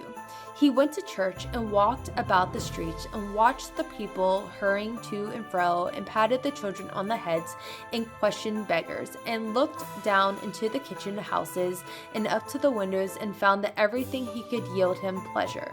He never dreamed that any walk or anything could give him so much happiness in the afternoon as turning steps towards his nephew's house. He passed the door a dozen times before he had the courage to go up and knock, but he made a dash and did it. "Is your master at home, my dear?" said Scrooge to the girl. "Nice girl, very." "Yes, sir." "Where is he, my love?" said Scrooge. "He's in the dining room, sir, along with the mistress. I'll show you upstairs, if you please." "Thank ye. Let me know," said Scrooge, with his hand already on the dining room lock. "I'll go in here, my dear." He turned gently and settled his face in round door. They were looking at the table, which was spread out in great array, for these young housekeepers were always nervous for such points, and liked to see everything in fright. Fred, said Scrooge. Dear heart alive, how his niece by marriage started. Scrooge had forgotten for the moment about her sitting in the corner with the footstool, or he wouldn't have done it on any account. Why, bless my soul, cried Fred. Who's that? It's I, your Uncle Scrooge. I've come to dinner. Will you let me in, Fred? Let him in. It is a mercy he didn't shake his arm off. He was home in 5 minutes. Nothing could be heartier. His niece looked just the same. So did Topper when he came. So did the plump sister when she came. So did everyone when they came. Wonderful party, wonderful games, wonderful happiness. But he was early at the office the next morning. Oh, he was early there. If he could only be the first and catch Bob Cratchit coming late. That was the thing that had set his heart upon. And he did it. Yes, he did. The clock struck 9. No Bob. A quarter past. No Bob. He was full 18 minutes and a half behind his time. Scrooge sat with the door wide open that he meant to see him come into the tank. His hat was off before he opened the door, his comforter too. He was on the stool in a jiffy, driving away with his pen as if he were trying to overtake 9 o'clock. Hello, growled Scrooge in his accustomed voice as near as he could feign it. What do you mean by coming here at this time of day? I'm very sorry, Sir Sabah. I'm behind my time. You are, repeated Scrooge. Yes, I think you are. Step this way, sir, if you please. It's only once a year, sir, pleaded Bob, appearing in the tank. It shall not be repeated. I was making rather merry yesterday, sir. Now I'll tell you what, my friend, said Scrooge. I am not going to stand for this sort of thing any longer, and therefore, he continued, leaping from his stool and giving Bob such a dig in his waistcoat that he staggered back into the tank again, and therefore I'm about to raise your salary. Bob trembled and got a little nearer to the ruler. He had a momentary idea of knocking Scrooge down with it, holding him and calling to the people in the court for help in a strait waistcoat. A Merry Christmas, Bob, said Scrooge, with an earnest that could not have been mistaken, and he clasped him on a back.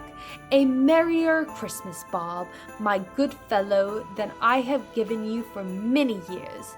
I'll raise your salary and endeavor to assist your struggling family, and we will discuss your affairs this very afternoon over a Christmas bowl of smoking bishop. Bob, make up for the fires and buy another coal scuttle before you dot another I, Bob Cratchit. Scrooge was better than his word. He did it to all and infinitely more and to Tiny Tim, who did not die. He was a second father. He became a good friend and a good master, and as good as a man could be in a good old city knew, or any other good old city, town, or borough in the good old world. Some people laughed to see the alteration in him, but he let them laugh, and little heeded from them.